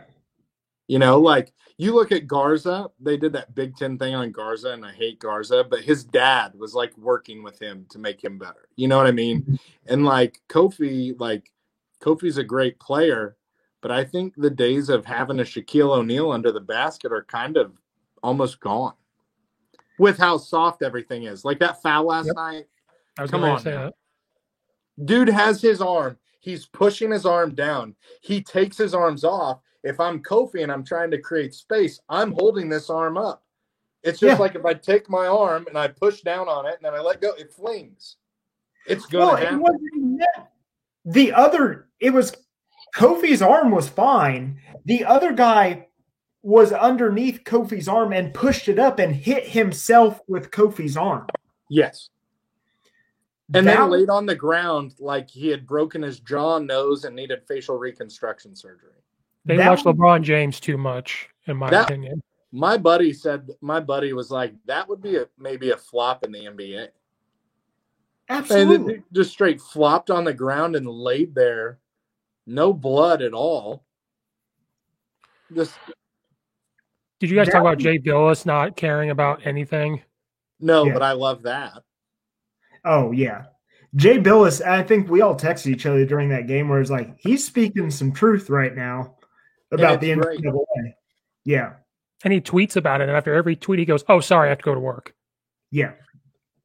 Like, you can't tell me ESPN's starting to get like, hey, buddy, shut up. Yeah, and then they'll just put him on Fox because it's okay. Fox has the edgier guys anyways. Yeah. Like, we've all talked, their pregame show is better than ESPN's. With Urban Meyer and Reggie Bush and those guys. Yeah. Way better. Because ESPN has a bunch of old dudes that haven't played since the early 80s. I would love to see Kirk Herbstreit on Fox with them. Yeah. I think Herbstreit would be good. Yeah. He would be a good fit with that group. He would. But he would maybe be the guy that's up in the box and calls the games. Which actually, I like Herbstreit calling games. Yeah. Well, because you know how they have it very often, but it's good. Well, because Pat McAfee, they don't want on ESPN, but the only reason why he's on there for those shows is because of Kirk Herbstreit.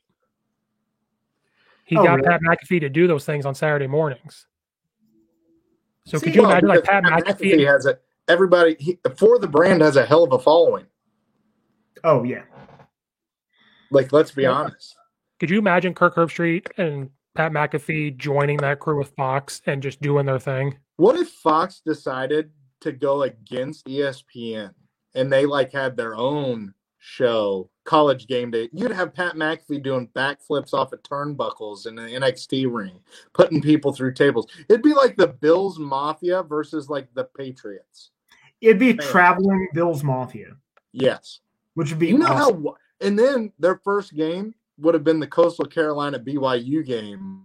That would have just been insane. Yeah. Yeah. That's a non-COVID thing. You need 10,000 people pre-game for that. Yeah. Yeah, you don't go through tables with no crowd. That just doesn't. There's a risk. Yeah. So with basketball, is there anything positive that came out of that Missouri game? Yeah, because normally we would be down like that and we wouldn't have a run. We didn't have a player like that to be able to put the team on his back. Okay, yeah, we have an NBA guard playing on our team. Well, that's a positive because when have we ever had that? Well, I mean, Kendrick Nunn, but Brandon got Paul in trouble and left. Brandon Paul, okay. Yeah. So we've had him, not to this level, but I'm saying well, Darren Williams would be the last guy who was considered a lottery pick. But back in the day, though, I think Illinois would have quit. We're down. We're just going to do our own thing. I think they stuck with Underwood and what they kind of wanted to do. Yeah. And stuck with it. The negatives were that stupid pick and roll defense pisses me off. The not boxing out, that stupid shot. They started to do stupid things on their end. Mm-hmm. There was some awful shot selection late in the game. But Missouri also couldn't miss. They couldn't miss a thing. Oh, well, look at free throw percentage. We ain't even talking if Illinois even hits 75% of free throws. They beat Missouri by 2. What's going on there that we can't hit free throws? Our guards aren't hitting free throws. I don't know if you guys remember this because you might have been in diapers, but I remember Illinois. Well, no, it would have been when we had Sean Pruitt. You guys existed at least. Oh God. Yeah. Uh-huh. And we couldn't shoot free throws. We're terrible. 45% from the line, Sean Pruitt. He shot him one-handed. It's like watching Shaquille O'Neal, but not having Shaquille O'Neal. Yeah. Shaquille O'Neal was probably better. Shaquille O'Neal's yeah. Imagine all the points he would have had if he would have made free throws. Oh, I know. Yeah, because, but they couldn't foul him like they do now. They couldn't foul like they did then. Oh, basketball's so soft. You know, the only bad thing about this podcast, I'm going to have to watch the NBA again, and I hate the NBA. Yeah. Okay, so if I saw a couple things I didn't like at all. That was the first game I've ever seen Adam Miller look like the moment was bigger than him. He looked like a freshman. He looked like a freshman. Where Curbelo looked like... I think Curbelo's starting to shine. I love Yeah. Curbelo. And then another thing. Oh, sorry. I get the feeling that Miller is going to be made into a one-dimensional player. He's going to be like a Rich McBride. Oh, God. Don't say that. Another thing I saw, and correct me if I'm Better wrong. defense than Rich McBride. He does, but I'm in the exact same shoes. I think they are pushing him to be a scorer right now, and I don't know. I think it's better when they're not doing that. I want to see more of him off the ball, like dribbling, get to the hoop. Because he has that skill set. He's got a 15-footer that's unbelievable. I want to see more post game out of this team. Because I watched Kofi and all of them get the ball in the post, and they could have just easily churned and done a baby hook and score, and they don't. They want to pass it out. But the problem is they have to be careful because when they make their post move, people flop on them. A lot of people are flopping on Kofi right now. Yeah. And that game was horrible. That's the worst ref game I've ever seen in my entire life. Like, it was up there. You can't make that call a flagrant at that point in the game. No, because at that point you're taking. It's not like he took his elbow and blasted him in the face before he did it. He was just putting an arm up like you're supposed to. What did we teach in basketball when we teach kids close up? You put the arm up to get separation, not pushing, but you have your arm up like you're supposed to, and the other arm just to give me the ball. Yeah. Now you're not like this, like in football, to push them off. You're just trying to get position.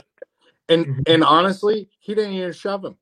Like it wasn't even like the way that the hand flipped and hit him in the face. He fell the opposite direction, which tells you it's a total acting job. And when the aftermath looks that bad, they are going, because Quanzo Martin, of course, he's flipping out.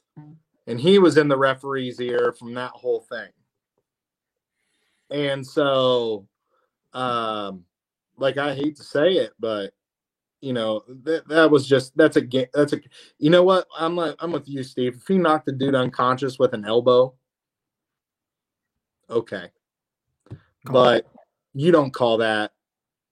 Especially they ain't gonna call that shit in the Big Ten. They're say get up. Kid. No. If your nose is bleeding, here's a tampon. You shove it up in there and cut the string off. They're not gonna. You're punishing a kid who just has this natural big strength, and he's not doing it on purpose. He's not doing it to blast into somebody. He's trying to play basketball. I think. Oh, go ahead. Sorry. No, that was. He was just putting his arm up, and it was a flopping job. But Kofi's so much stronger that he's gonna get his arm up, and you're gonna go along for the ride. I think Kofi's still getting a little bit of a feel for his body. Mm-hmm. Oh yeah, that's why when he goes to catch it, he kind of gator chomps at it. And Steve knows as well as I do. You got a receiver that gator chomps at the football. How's that work out? Never. Not good. Right? You need it with your hands and bring it in. Do they make a jugs machine for basketballs? They should. Fuck, we should get on that. That'd be a $1 million idea. Seriously, because then coaches don't have to throw passes. Exactly. Think that you crank it up real fast and you put Kofi under the basket and say, just catch him. I don't even think it's that. I think it's having close and quick. It isn't necessarily fast passes. It's quick and it's close. And I think he's missing that. I'm here. I've got to be down here to receive the pass. Yeah. Or it's Curbelo's on one side of the rim and I'm on the other side and he hits with a wraparound pass. I'm just not ready for it. Yeah. And I still think that is having a pass first guard. Because we have not, because Curbelo's almost too unselfish because he does some silly things sometimes. But he is going to be one of those, his plays can swing momentum so much. He is willing to throw the alley-oop, the lob, and he's normally on with it. and it looks yeah. good. His passes are very crisp. Like Mhm. when he's on, it's like people hit him in rhythm. Yeah. To get your shots. Well, and then, you tell kids, hit him in the chest with it. How many times have we seen him go in, draw a double team, somehow get the wraparound around, and it hits the dude in the chest or almost hits the dude in the face because they're not ready for it and they move their head. Like Mitchell Trubisky, red zone throw to Jimmy Graham, touchdown. Bears up 14-0. Oh, shit. Oh, now don't worry. This is the first half, Steven. It's okay. Oh, Jesus, I even went Steven on you there.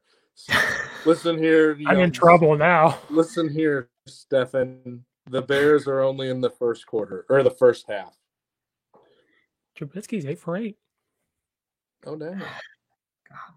Okay, so and they won't throw the ball in the second half. Don't worry, Steve.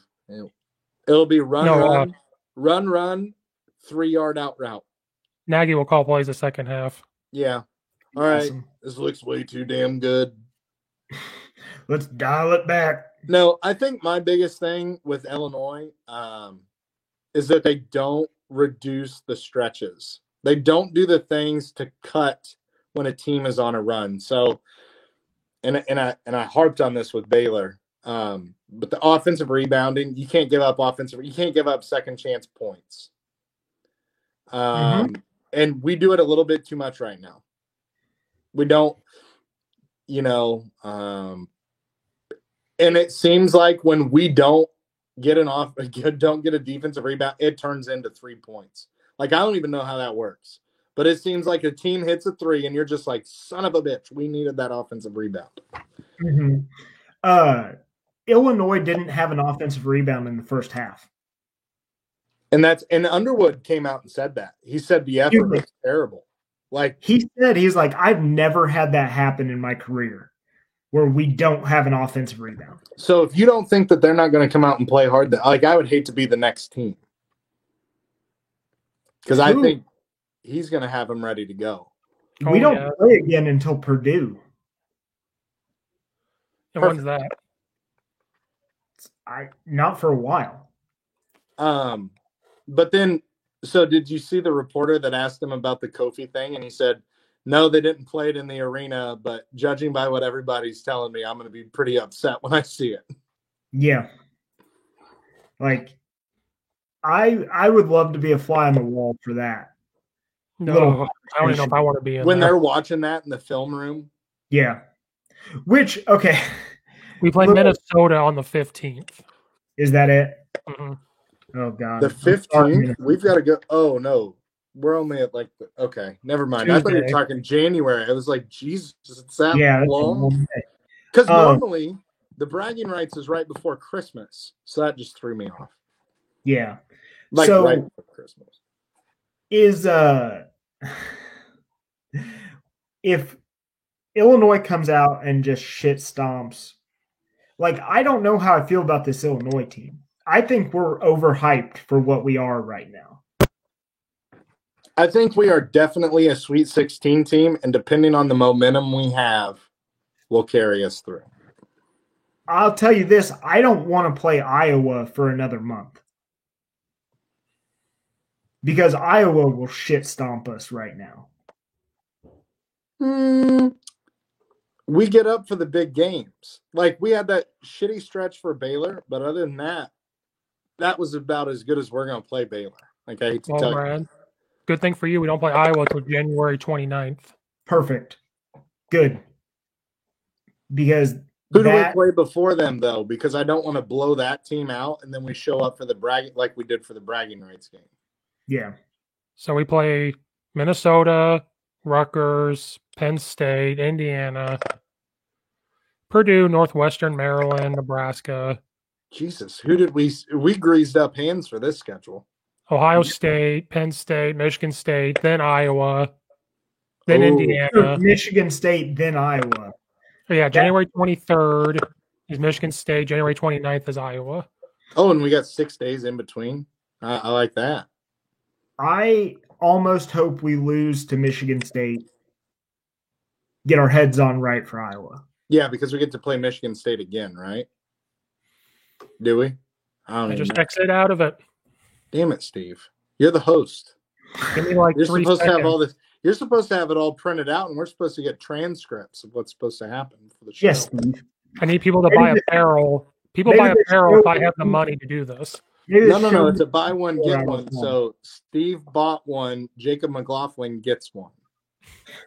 Look at Brad. He's trying to put on his work keys. He's like, I gotta. As soon as we hit the red X, I'm out of here, boys. We do not play Michigan State again. Oh, so I kind of hope that we don't drop that. Yeah, no, I'd prefer to win. I hope it's a win where we play okay. We play Ohio Not State great. twice, Good. I want to beat them into the ground. Wisconsin twice. Okay. That sucks. How does Wisconsin always have a 7-foot white guy that shoots threes? Recruiting. Because it's Wisconsin. Always. Have you seen their white guy this year? Which one? No, he's like the doofiest 7-foot white guy and just has the sweetest 3-point stroke.